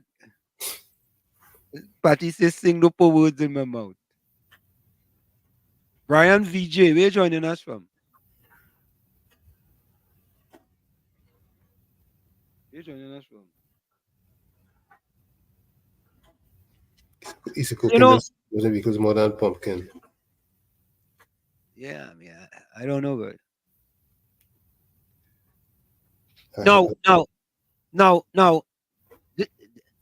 listen to this, Tommy.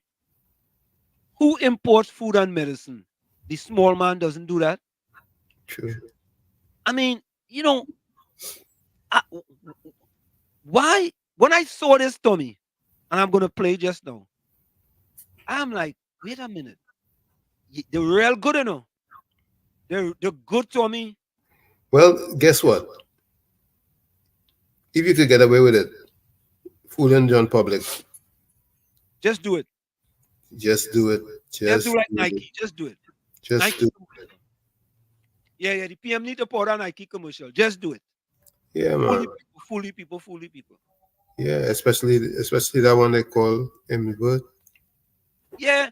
When I saw this, the first thing I think about, but you have to have some critical thinking skills. I say food and medicine, boy. Food and medicine. Right away. Right? People start thinking, hey boy, we might eat the food. I hope they get them people that money, I hope they get them the money, No.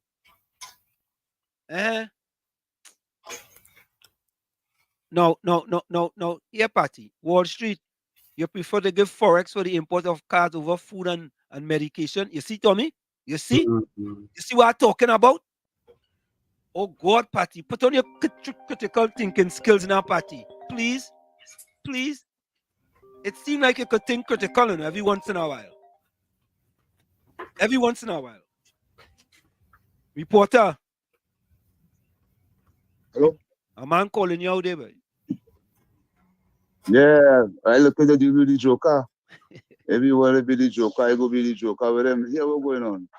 Now, I don't think these people understand what it is going on with politics here in this country. If the people only take look at the friends, the PNM keeping. You see, mobilizing this country. You see, all they just talking, some of these people just talking and don't really know politics and don't monitor politics. You see who is Dr. Rowley's best friend in the Caribbean here where politics is concerned. Do you know the kind of thing that's waving over Dr. Rowley head in this country? Dr. Rowley can't afford to give us no fair election just so. You forget to have social media that have all the evidence with this man's behavior. So let me tell you something. You see, mobilizing the people wrongly right now, that is a problem. The people have to know the only solution to the problem is to wait it out. It's just months away. Don't endanger nobody. Time is longer than time. You see how fast the days and them passing? We want to deal this thing fair with Dr. Rowley and the PNM and yourself.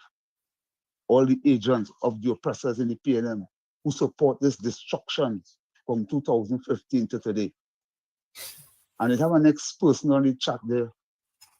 I see them come up there and talk about something Jack won and say, this is what I talk about political forgiveness. If this country do have political forgiveness for the politicians and them, we going down the wrong road, Dr. Rowley, them make error, they pay, them make dread error here. Wall Street are still on the air? Yeah, man. Yeah. Okay. Watch. These people like the feelers are just now for nothing I dealing with.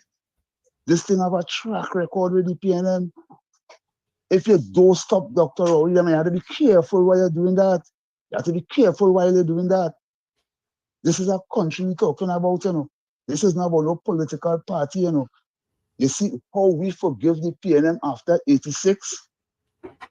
Trinidadian, George Chambers, when he pulled the door to where all the savings supposed to be, there was nothing, you know. PNM people that were here saying that, you know, when the PNM with Dr. Rowley pulled the door of the money in this country, there was money, you know, right after the partnership, you know. I hope I'm coming across clear to you. Loud and clear. Watch. All they know it is all they're doing it, not because all they have all their big set of money in the bank. Some of them might have about 200,000, 150,000, and all they feel all they could blaze off on the people. Let me tell all you something. Let me break news for you for that. You see when a country economy shambling up like how this one is here, and this crime scourge and the devaluation in the dollar start heavily, it just happen in a split second. You just get on news, you know. You know nothing, you have to plant and watch it grow, you know. They just get the news just a whap. Your money have no value and they drop low. Your $150,000 in the bank just melt. It just melt because you can't tell the bank nothing. It's the behavior of the politicians spend it here, and this group of politicians spend it here is outrageous. I wish callers could call and identify places Dr. Rowley spending most of the money in this country right now and leaving the people out, only talking about that. This is why my contribution is all about removing Dr. Rowley to get a different handle on the steering to see what he was doing for the past 9 to 10 years, because we're still in a good position to remember. Let me put this in the mix one time before I go. You remember Malcolm Jones? Yeah. You hear the name pop up again? Yeah. That was real talk. That was real talk. The UNC had he in court trying to get back the money that he invested in Petrotrin. This is not what I just hear analysts say in the parliament this week here, you know. This is something as it happened, I get the news just like everybody else, but didn't forget it. This is why we had to move Dr. Rowley. Dr. Rowley responsible for moving away Petrotrin.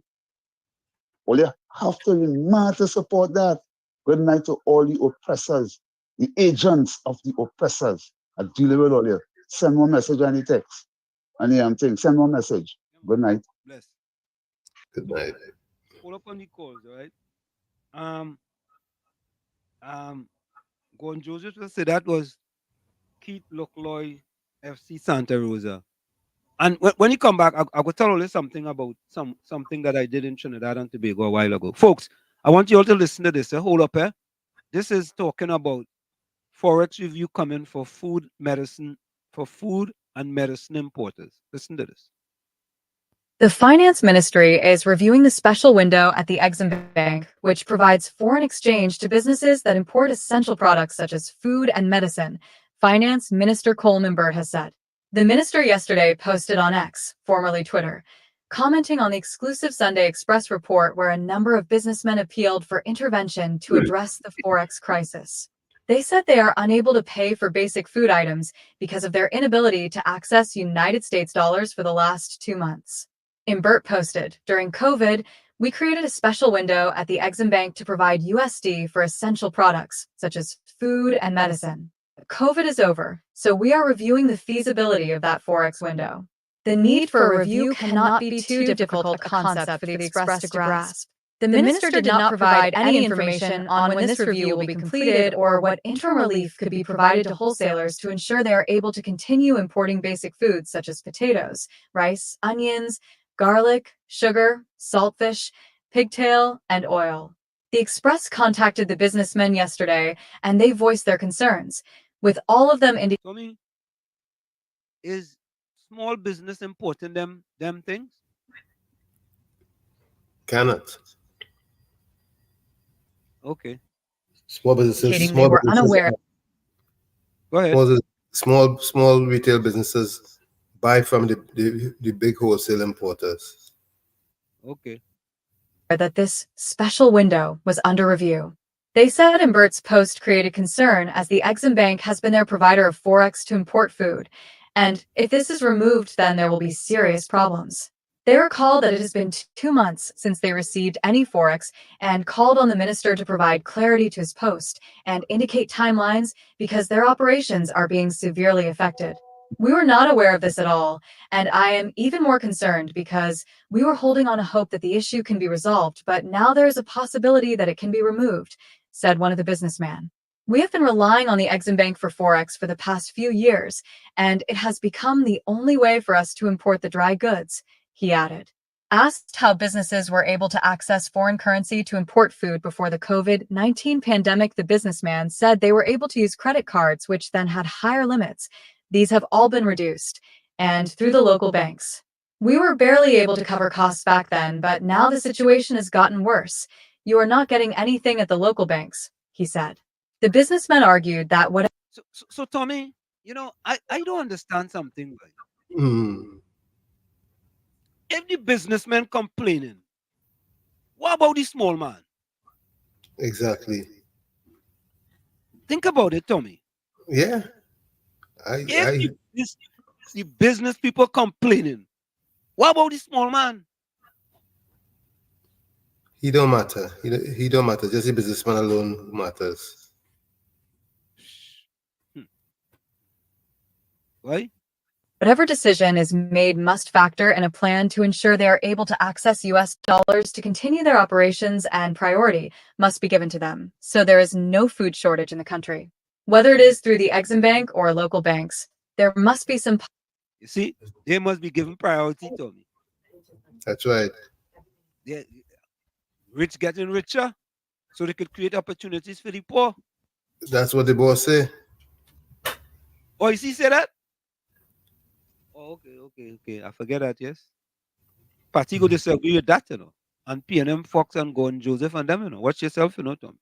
Policy in place for us to be able to access Forex, so we can pay our suppliers and operations are not affected, said a businessman. Impact on people severe.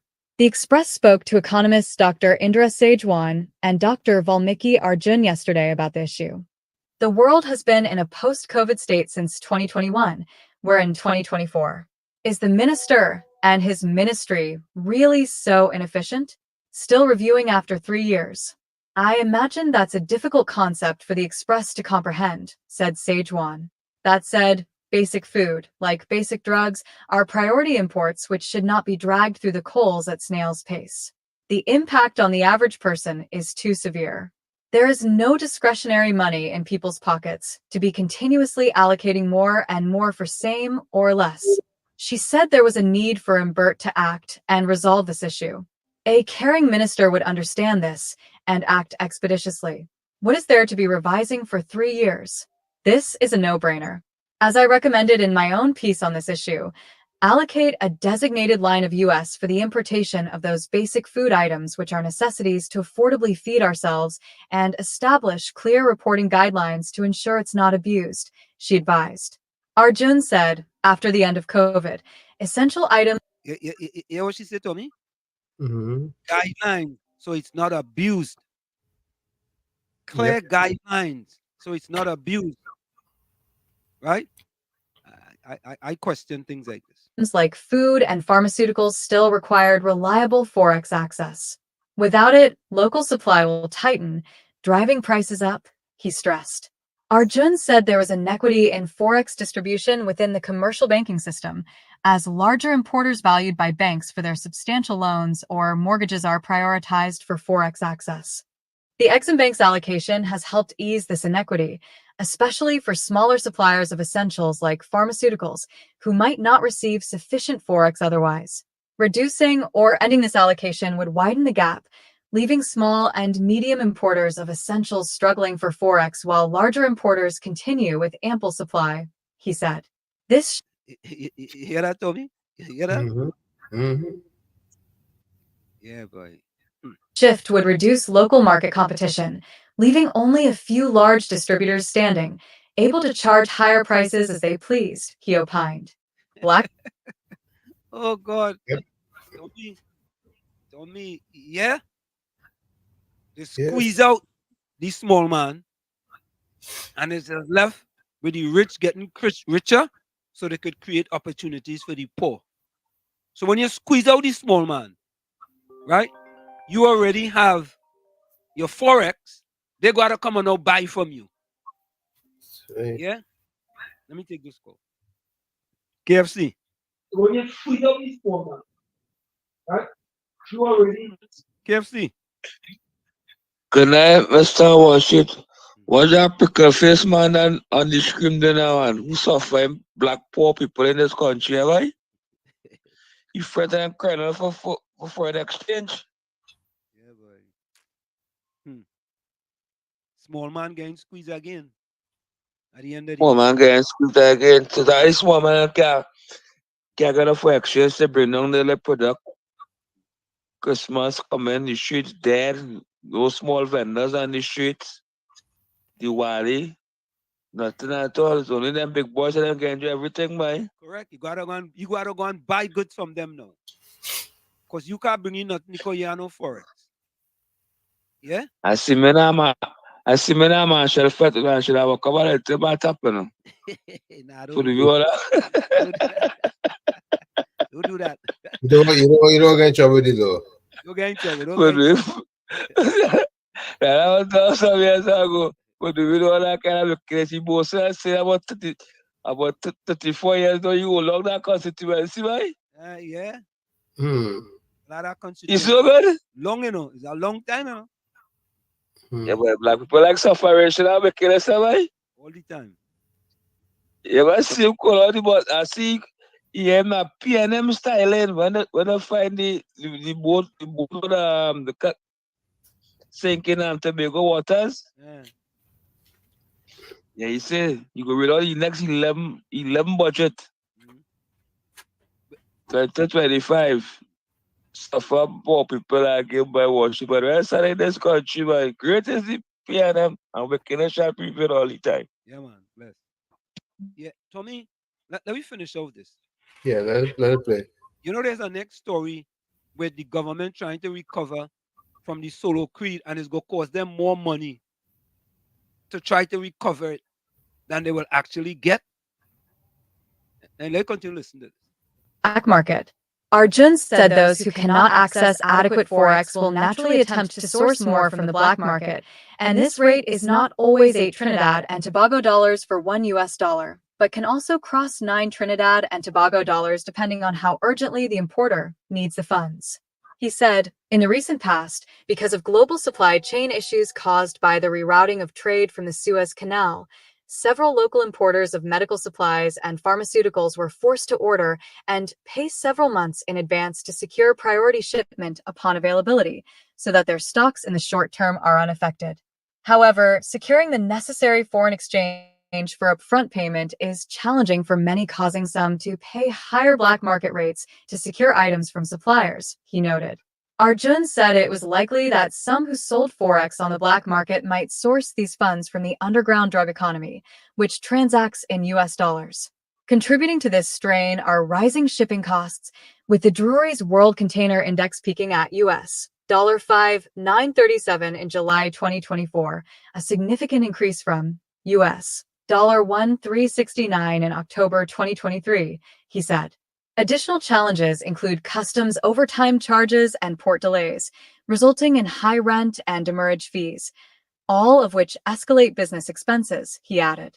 Consequently, while there is still no indication of this happening yet, if the Exim Bank allocation for essentials is lowered or eliminated, these compounded costs and reliance on black market Forex are likely to drive up local prices and cause shortages of critical goods, he said. Arjern said the port rental charge rate should be reduced, and staffing at the Port of Spain should be increased during peak months by reallocating customs workers from underutilized customs areas. He said this strategy will expedite item clearance and lower business costs. Well, there you have it, folks. Yep. End of the day, small man suffering again. Let me quickly go to the chat here. See what's in the chat. I have another video I like to play. Yeah. Albert Montano said the problem then was money. 46 later is still the same. Eiley says Trinidad and Tobago law is politician wrong, put us right, and citizen right, put us wrong. That is not law. That is crime against humanity, period. Albert Montano said, I worked in the tourist industry at Mount Irving Bay Hotel in 1977, and traveling back and forth between Trinidad to Tobago and back was a problem. And I guess it's still a problem today. Wow. Oh, God. Hanif says, we're in a real nice place. Them fellas don't have any problems. They lie. Them is UNC activists talking that kind of thing. Hmm. God.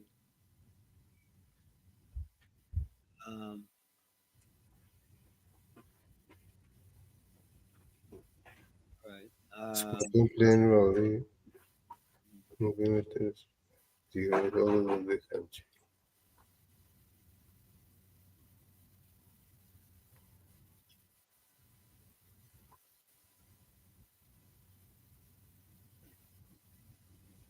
Earlier banks. Hanif says, but we are under IMF control since the PNM assumed office. All their policies, IMF perception. That's how ignorant the population is. Hanif said, you are sure right, reporter.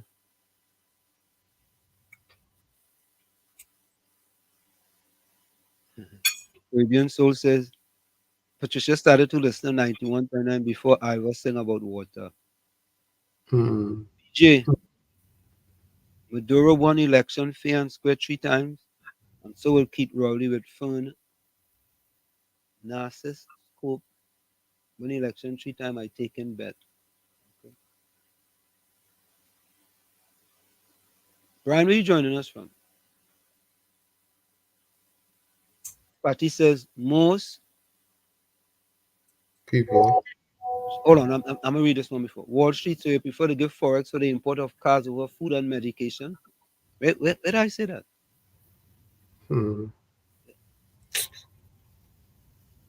Most big business have their U.S. bank account.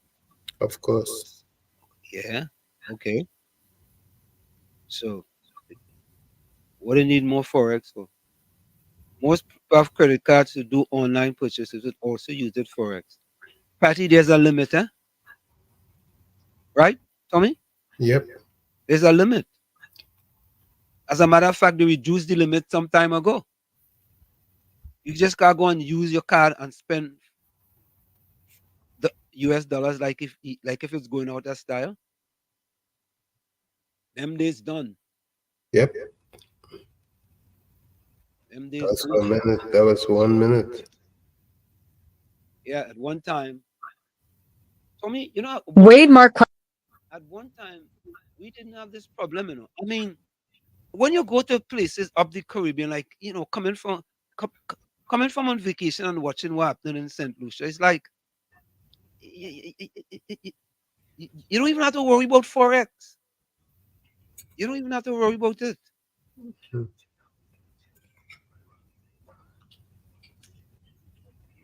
It's just so sad, man.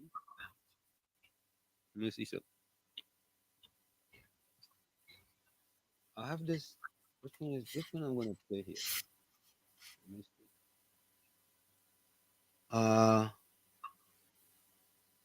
Tommy, did you see where the Caribbean citizens lost the lawsuit against the government? I'll play that another day.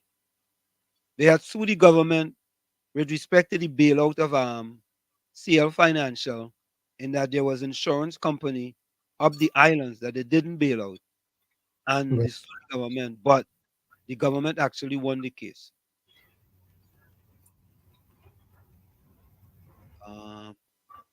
I'm looking for a video here. Oh, here it is. Here it is. This is the video with respect to the solo creed, and that the government wants to go after the owner, but it will be cost prohibitive in order for them to do that. So I want you guys to take a listen to this. Take a listen to this. And they were bragging that they were going to bring charges against the owner. Yeah, but Tommy. And they were going to seize the boat and all of that. Yeah, but it will cost them more to move that boat. To move that boat. Take a listen to this. I don't know, boy. I don't know what type of people we have in that government, you know. Patty, what type of people they have in the government? Take a listen to this, folks.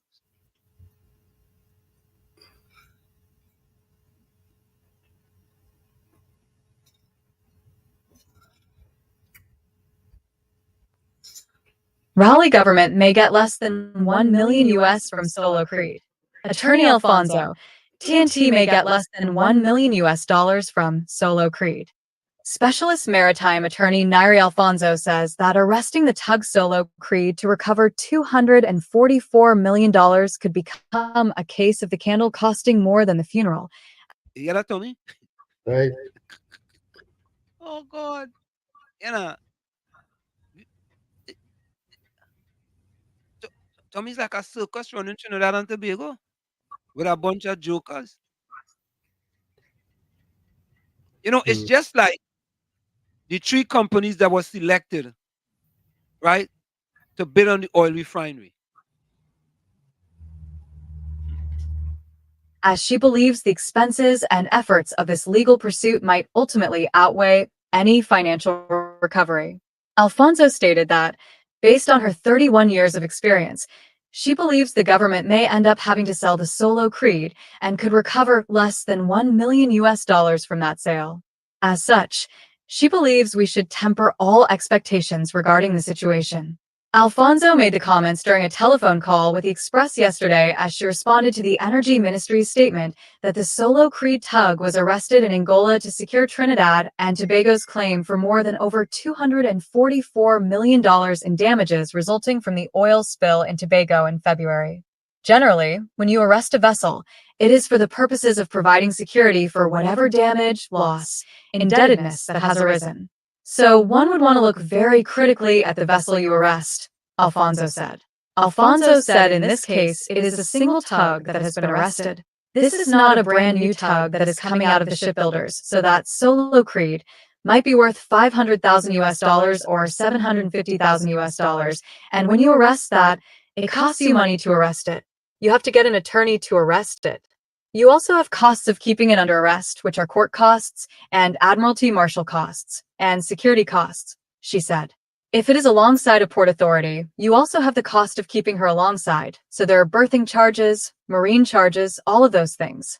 When you arrest this vessel, how much of that cost can be recovered by the value of this vessel? Alfonso said that, normally, after weighing all those factors, they would analyze whether it is worth arresting the vessel and incurring those associated costs. And if the owners turn up bankrupt and you have to sell the vessel, of course you are doing a fire sale now, and you get very little of the value of the vessel. So, one wonders whether the excitement of arresting this vessel is justified, she said. Alfonso said sometimes vessels are part of a PNI, Protection and Indemnity Club, which is a mutual insurance association that provides insurance and other services to its members, so that those entities can put up security, which might be over the value of the vessel, and then the vessel will be allowed to go its way. But in my initial searches as requested by a couple people, we could not find one of the 12 P&I clubs in the world that was covering this vessel, she said. We are unlikely to have an insurance company or a P&I club coming out to put out security. And of course, if I am an owner and my vessel is worth $750,000 US and somebody is claiming 35 million US, well, I will tell them, here's my vessel, do your best, Alfonso said. Alfonso stated that in such situations, creditors would pursue the owner of the vessel, but the owner could potentially declare bankruptcy. I would not be overly excited, Alfonso said. The way it was announced was that this was the solution, that this was for sure. You're going to be putting out money. And unless there is a well-developed jurisdiction in Angola to sell vessels and recover something closely approaching a commercial basis, unless there is a well-developed jurisdiction to Angola in that effect, then it is likely to be in the lost territory, she said. Alfonso stated that during her time as a maritime attorney arresting vessels, she has personally encountered similar situations. She said that in the mid-90s, she arrested an oil tanker valued at $4 million US in Trinidad and Tobago for a $350,000 US claim. When I went to arrest the vessel, the owner went bankrupt. I had to sell that vessel in order to get that $350,000 US. Usually when you are talking about a claim, it is substantially below the value of the vessel. My cost of arrest would be covered, my cost of lawyers will be covered, cost of security, Admiralty Marshal. Everything would be covered. I do not believe that I am seeing that scenario evolving here, Alfonso said. The reason people use these older vessels, which don't have proper insurance and are not registered with a P&I club and so on, is if it is seized, as in these circumstances, then there is no real loss. If you have a pearl, or a gem, or a diamond of a vessel, you would not want it to be lost to Trinidad and Tobago, she said. Alfonso said that the Gulf Stream being cut loose may indicate that the Solo Creed could also be sacrificed. If you have experience in these areas, you have to put that into the rubric, that they are always willing to lose that vessel in the case that something hits the fan. It has to be something that you are willing to sacrifice, Alfonso said. Up to August, nearly 60,000 barrels of fuel, which had spilled from the overturned Gulf Stream barge being towed by the Solo Creed, had been removed from the sea and coast, including from the eco-sensitive Cove Reef area in Tobago. The Energy Ministry said it is also continuing to pursue recovery of the sums of money expended during the cleanup exercise from the International Oil Pollution Compensation (IOPC) Fund. During the Standing Finance Committee in Parliament, Energy Minister Stuart Young expressed confidence that Trinidad and Tobago will recover most of the money spent on the Tobago oil spill. Young said the government has been successful in its application to the United Kingdom-based IOPC.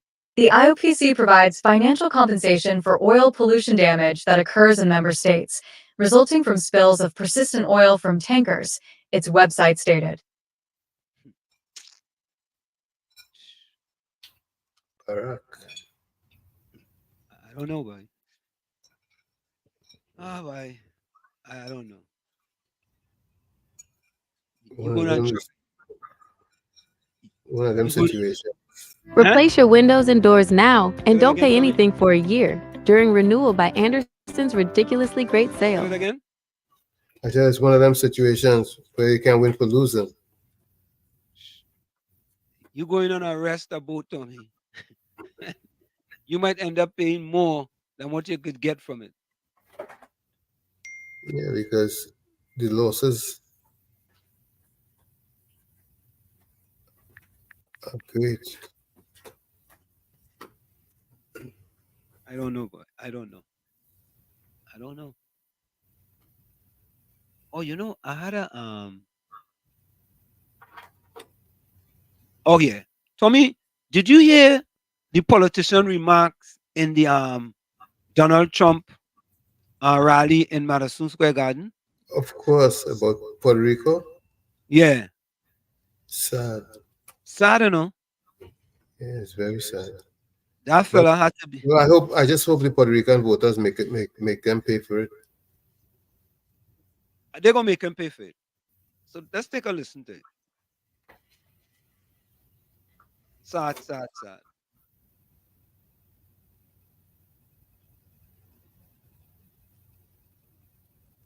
There we go, huh? Hold on. Let's see this. Come on. Bring it down to the left. Down, over. Right Elon there. Musk, Tucker Carlson, and Hulk Hogan were some of the speakers on the stage tonight before former President Trump. But it was a short set from a comedian named Tony Hinchcliffe that sparked immediate backlash. Welcome to the House. For nearly 5 hours, an array of speakers fired up the crowd inside Madison Square Garden ahead of former President Trump's highly anticipated speech. But it was this statement that caused instant vitriol. There's literally a floating island of garbage in the middle of the ocean right now. Yeah. I think it's called Puerto Rico. Tony Hinchcliffe is a comedian and podcaster, and his remarks set off an avalanche of criticism. His comments targeted a critical demographic in a very tight election. Analysts anticipate a record 36.2 million Latinos will cast a ballot this year, many of them Puerto Ricans who live in New York and Florida and Pennsylvania. Puerto Rican Congressman Ricky Torres, who represents the Bronx, can't understand how a rally for support disparages such a critical segment of voters. Puerto Rico's not garbage. It's gorgeous. The people, the culture, the island, everything about Puerto Rico is gorgeous. And insulting the people of Puerto Rico, as the Trump campaign has done, is not only bad morals, it's bad politics. More offensive remarks targeted another key voting population. Hinchcliffe leaned in with racist comments about African Americans. Minutes later, Vice President Harris's running mate, Tim Walz, responded while on a campaign streaming event with New York Congresswoman Alexandria Ocasio-Cortez. People in Puerto Rico are citizens. They pay taxes and they serve in the military at almost a higher rate than anybody else. Yeah, I mean, it's like super upsetting. Obviously, it's super upsetting to me.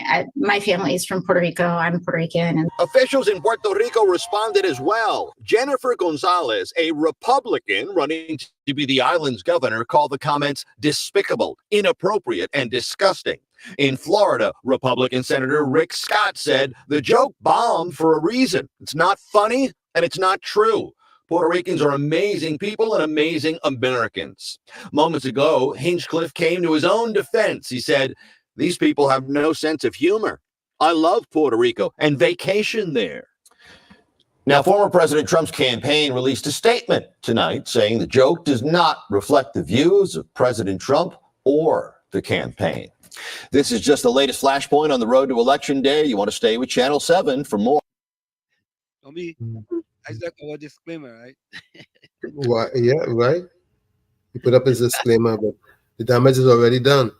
Now, the toothpaste is already out of the tube, boy. Out of the tube. It's already out of the tube. You can't put it back in. The horse bolt from his stable.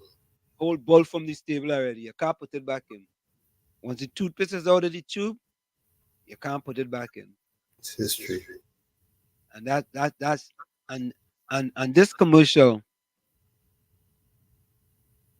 I mean, this campaign have been a very divisive campaign. Extremely, especially on the Republican side of the fence. Yeah. I have one other one I want to play here. About Project 2025. Let's listen to this. This is the one with let me see where this here.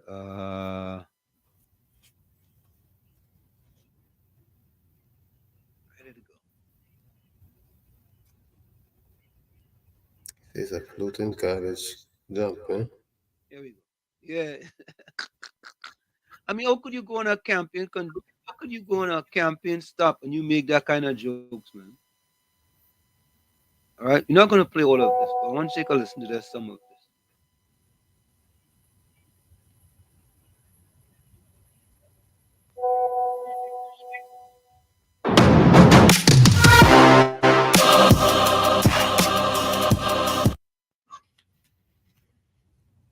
This is it. Voters are casting their ballots. And now is your last chance to make. I've heard of Project 2025 and I've read inserts of Project 2025. No, I haven't. Actually, I haven't heard about it at all. No, I haven't heard about it. I just heard Project 2025 was something that went before us, or something to try to eliminate us slowly but surely. I could be wrong, but I know they're nothing good for us. Whoa, whoa, whoa, whoa!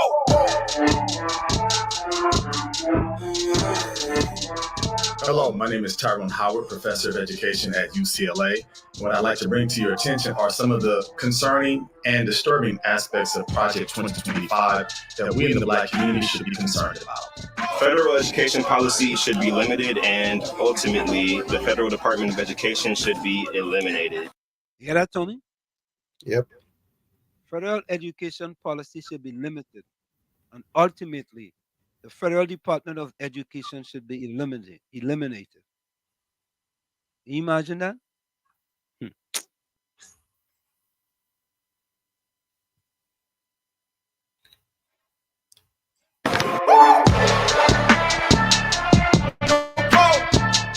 Outrageous. That's just complete nonsense. There's no clarity here as to what this really means. Are we eliminating resources? Are we eliminating things? And who is this being eliminated for? There's already a shortage of resources that young Black kids get. What are we going to do if we don't provide the same education resources for everyone? I think Project 2025 is something that's going to set us back about 20 years. Wow. I don't think enough people are educated on just how bad this 2025 thing is. Eliminate critical race theory in grades, kindergarten through 12th grade. From K to 12, right? Any discussions around race and racism are now being eliminated, which to me is erasing a core part of our history. Black history is just not Black history. It's actual history. It's the history. It's not just Black history, you know, because you can't go back in history and not find Black people. You're trying to erase the history, but you're not willing to necessarily erase the legislation that holds us down on a day-to-day basis. Got it. Insane. Okay. Cool. That's a wicked game that they're playing. I feel like they're trying to just disintegrate everything, and I don't appreciate that. No, this is crazy. This is actually crazy. This is worse than the other one. It's overwhelming. I can't believe someone actually took the time to put together this document that is, it's absurd. It's absurd.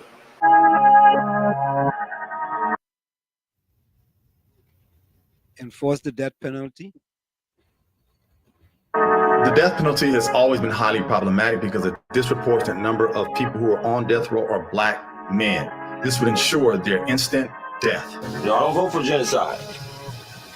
I don't vote for genocide. I don't vote for Black men being executed inappropriately and untimely. I don't vote for any of that, never have.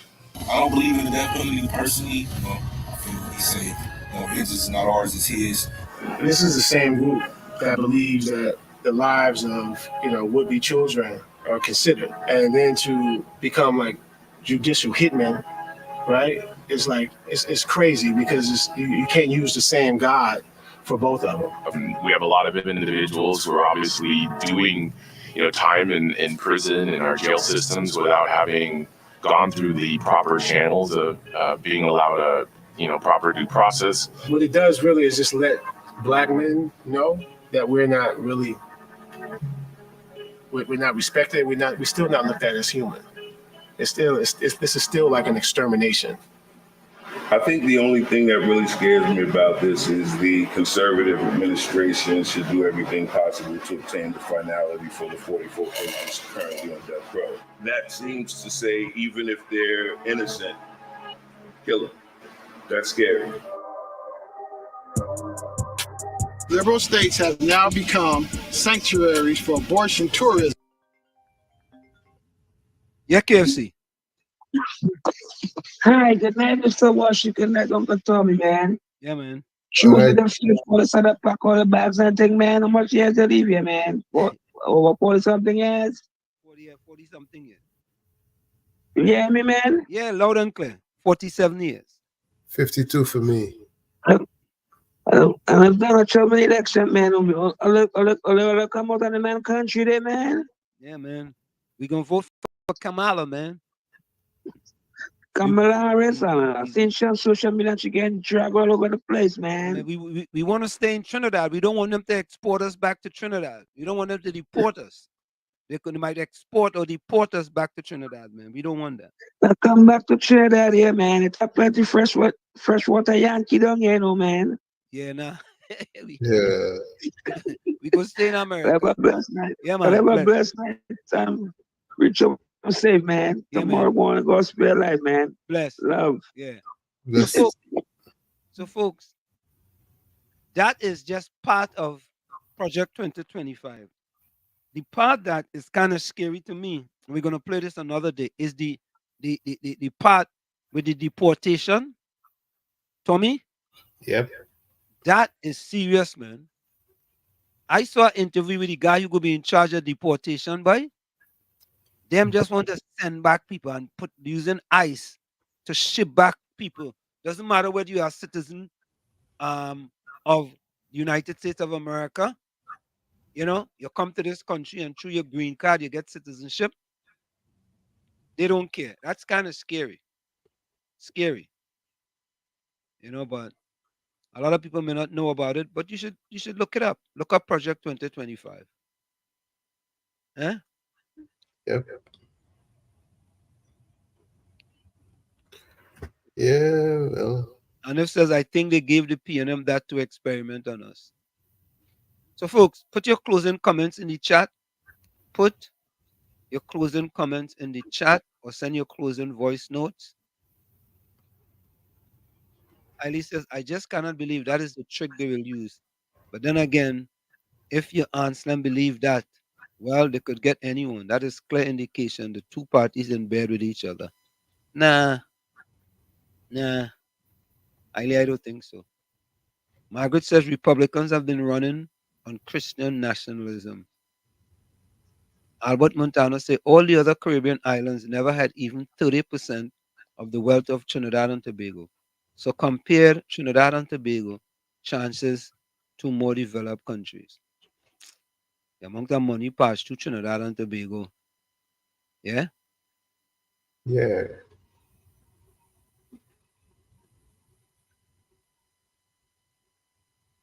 The fact that most black men and Latinos did not read Project 2025 tells me they don't care about their children's futures. Yeah, a lot of people don't know Project 2025, you know. A lot of people.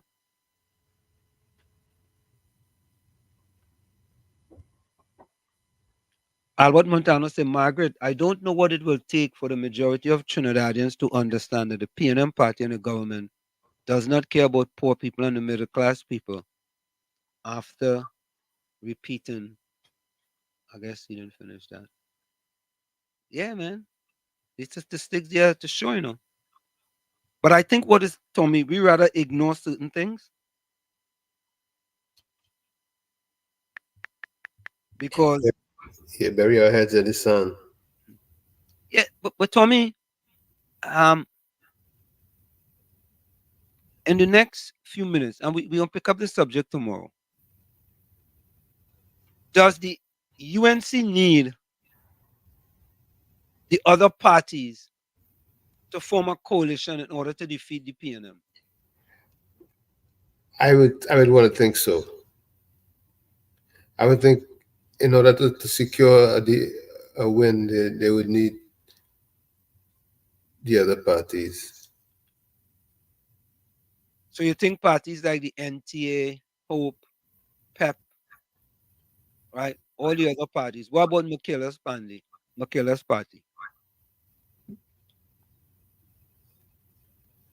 The more the merrier. The more the merrier. Yeah. But suppose a party like Michaela's party come and talk about, well, I want safe seats. In order to be part of the coalition, they want a safe seat. How does that dynamic now change the whole focus? Because the UNC had 19 seats. You know? Yeah, we go pick that up tomorrow.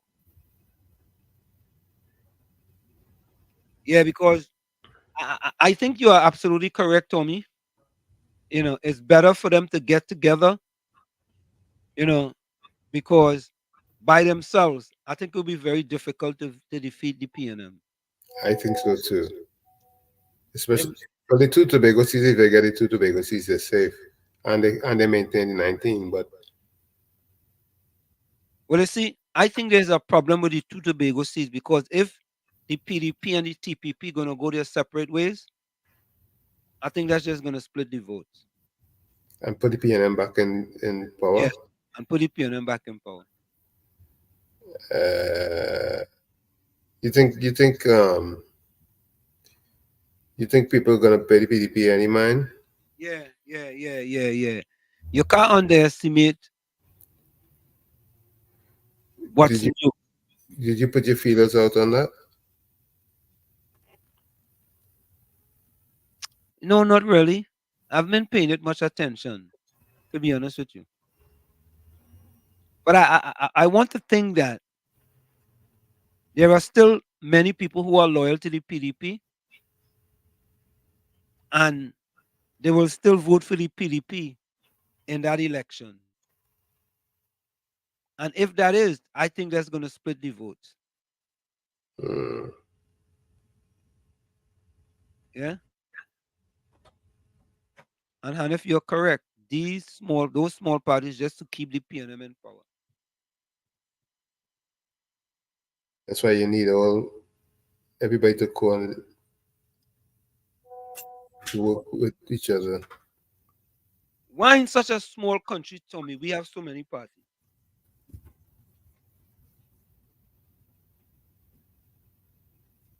$1.5 million people. And we have, if you look at it, if you go to the EBC website, we have over 10 parties. Huh? How many eligible voters we have? Huh? How many voters? What about the voting rolls? Yeah, that's something I have to look up. About 600,000. Yeah, I think you might be right.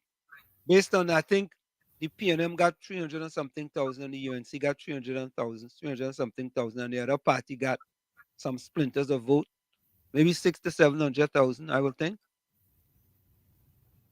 You know, so that's something we should look into to figure out how many people voted in the previous election. You know what? Let's go for a break. Maybe I could Google that in the meantime.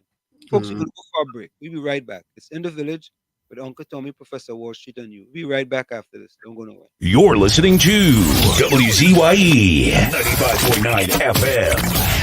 You are listening to WZYE LP 95.9 FM, the most influential name in Caribbean radio in the tri-state area. Broadcasting from East Orange, New Jersey, the most influential name in Caribbean radio, WZYE 95.9 FM. We are back with you. It's In the Village with Uncle Tommy, Professor Wall Street, and you on WZYE 95.9 FM. We come to you every Monday, Tuesday, and Thursday from 7 to 10 p.m. That's Monday, Tuesday, and Thursday from 7 to 10 p.m. Let me see if I could get that real quick, Tommy. How many people voted in the 2020 election in Trinidad and Tobago?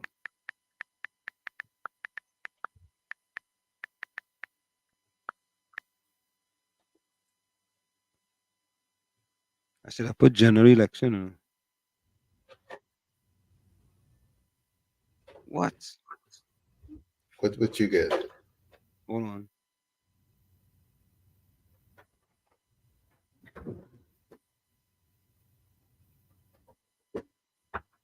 So, folks, we're looking up Number of eligible voters in Trinidad and Tobago. Yeah.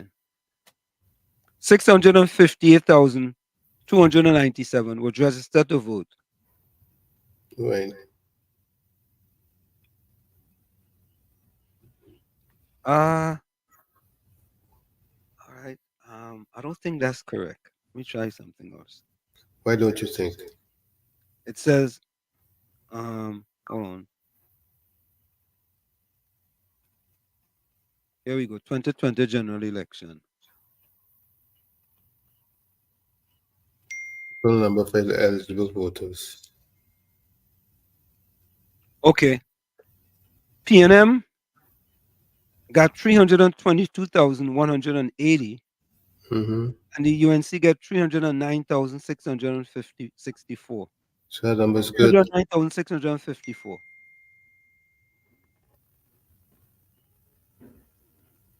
Yeah. So that number you called was good. So the number was about between 600, and they don't have the other splinter parties here, the smaller parties. Mm-hmm. Let's see the results here. Results. Let's see results. Okay, here we go. So the People's National Movement got 322,180. The United National Congress got 309,654. That's 631,000. The PDP got 10,368. That's the election in Tobago, right? No, PDP India. try their hand too, but they ain't do nothing. Okay, the PEP get 5,930. ILP get 3,817. MSJ got 1,223. Some party called the Movement for National Development get 1,039. The TTDF get 524. The New National Vision get 496. Nice backer. Trinidad Humanity Campaign get 368. Organization of We the People get 310. Progressive Party get 212. National Coalition for Transformation get 187. One Tobago Voice received 80. The Unrepresentative People's Party got 74. Unity of the People got 40. The National Party got 23. Independents got 367 for a total vote of 656,892. And they subtract invalid votes of 1,785 for a total of 658,677. Registered voters were 134,135. Right? So close to a little bit above half. 650. 5, 5, 10, 6, 6 is 12. So a little bit about half the people voted in the last election. Yep. Right? So you need about 320 something thousand votes to win. Mm-hmm. So if Tommy, I don't understand how they have the PDP in here. That must be the Tobago. No, they were trying to They were part of the last general election. I think they took part in it. Well, think about it this way, right? They have 10,368 votes. If the UNC was supposed to get that, they will be up to 320,000. Right? If the Progressive Empowerment Party 5,930 votes was to go with them, and then the ILP votes, they will be over. Well, we can't do it like that. We can't do it like that. Because remember, it's constituencies. Yeah, but it's in the best interest for them to work together. That would just be the popular vote. It's in the best interest for them to work together if they want to get anything. So this tells you it's in the best interest of them to work together. That's right, Hanif. The opposition party got more votes than the PNM. That's correct. That's absolutely correct.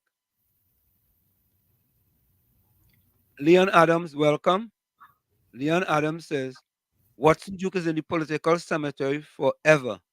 We Tobagonians, when we dump you politically, is forever. Duke never again. Oh God. So that speaks volumes. I don't know if we could show Duke in the political cemetery yet, but he is there. I think he has 1 foot in. Yeah, let's wrap up. Yeah. All right, folks. My closing quote.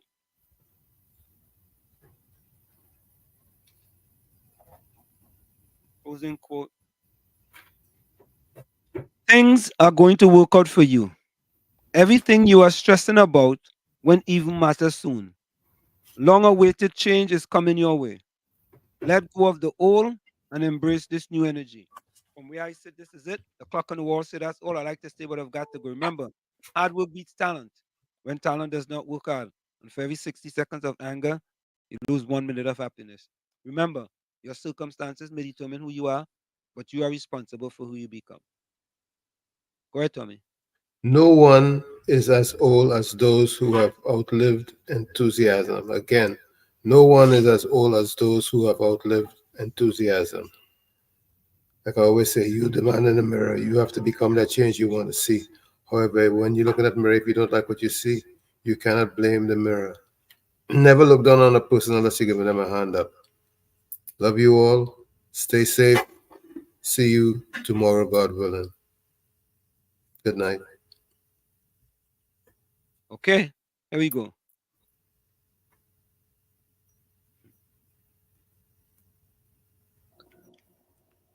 Yes, folks. Another program that is about to end. I wonder where it's leaving us. There are so many sides. There are the PNM side, but everybody who don't agree with the host and them that supporting the UNC, as far as they are concerned, they are PNM. Then you have the neutrals like myself who ain't care what color they wear, but want them to give their best shot when it comes to taking care of business. Some people do it better than others. It is there for all to see. What I know will not help is the neutrals out there. If all the ponging for them is the PNM bad, Rowley ugly, Chochong is a Chinese, Heinz is a Rasta, that will help them, boy? That will help them? They want to know about how they could organize things for the children and the grandchildren to have opportunities to study, to earn documents that when the opportunity comes or they make opportunity for themselves to show their worth, that they wouldn't turn around and point a finger and say, well, it was the PNM in power, so that is why I had nothing to show. It was the PNM in power, so that is why I had no. Gosh, boy. Try and do something to help the people now. Only mud. I tell you already, mud could go below the fingers and they could cause Germans. Oh gosh. You know what Germany did? Huh? You know what Germany did? Oh gosh. Gosh, boy. I'm in my little corner here trying to help to see if I could get my friend who have this wonderful opportunity. Oh God, the incentive I given you, it's not big enough, boy. It's not big enough, boy. Come now, man. And you folks, have a good night. Remember, God is always listening because he hears and answers prayer. No matter what the prayer is, good, bad, or ugly. Yeah? And sometimes he say yes, sometimes he say no, Sometimes he say not now. But now, I say have a good night. Don't forget to pray. Tommy, you see that closing comment on anything? You want to read that? Closing comment, Jack Warner made Kamala and destroyed Kamala. Great as Juliet Davy. I don't know. You don't know? I don't know. I don't know walls.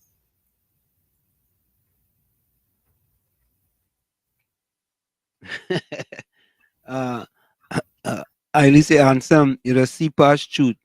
You know that is what you had Rowley in your basement. Oh God. I least kicks it up. Highly closing comments. Consider this.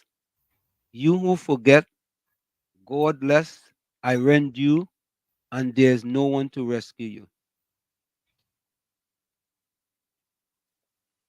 Albert says a blind man could see Laventil and Mover no better in 2024 than it was in 1956. Still, almost everything the same. And if closing comment, development is a process that breeds success.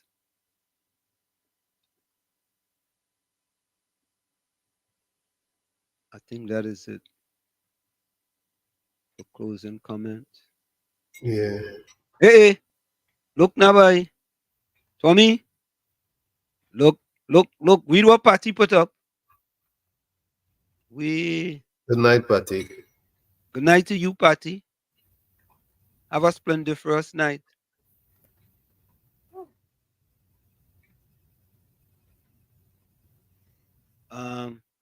Gordon Maloney says, so that is not true about Jack?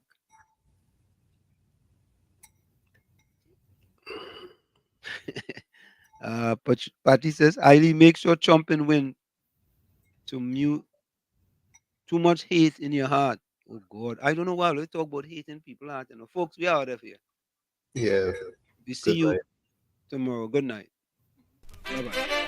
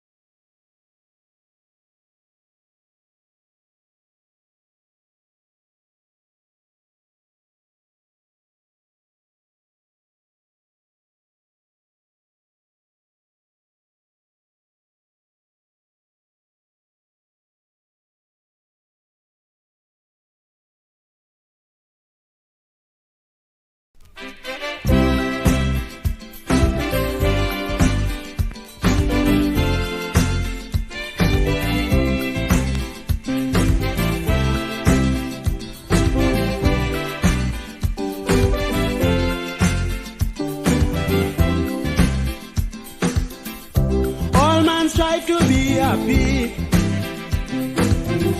Relentless search for luxury. In search of peace and happiness, the human mind wouldn't rest. A constant nag within we soul, demanding respect from the world.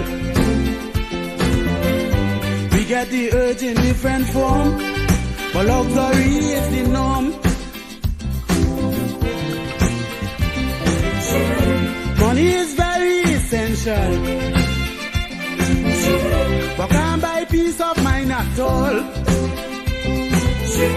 We still like dogs without a bone if we have the money alone. Because appreciation plays on the human mind. Everyone needs some for happiness all the time. Because importance, if we are trying to live, everyone's on the hunt. Every man ought to give generously.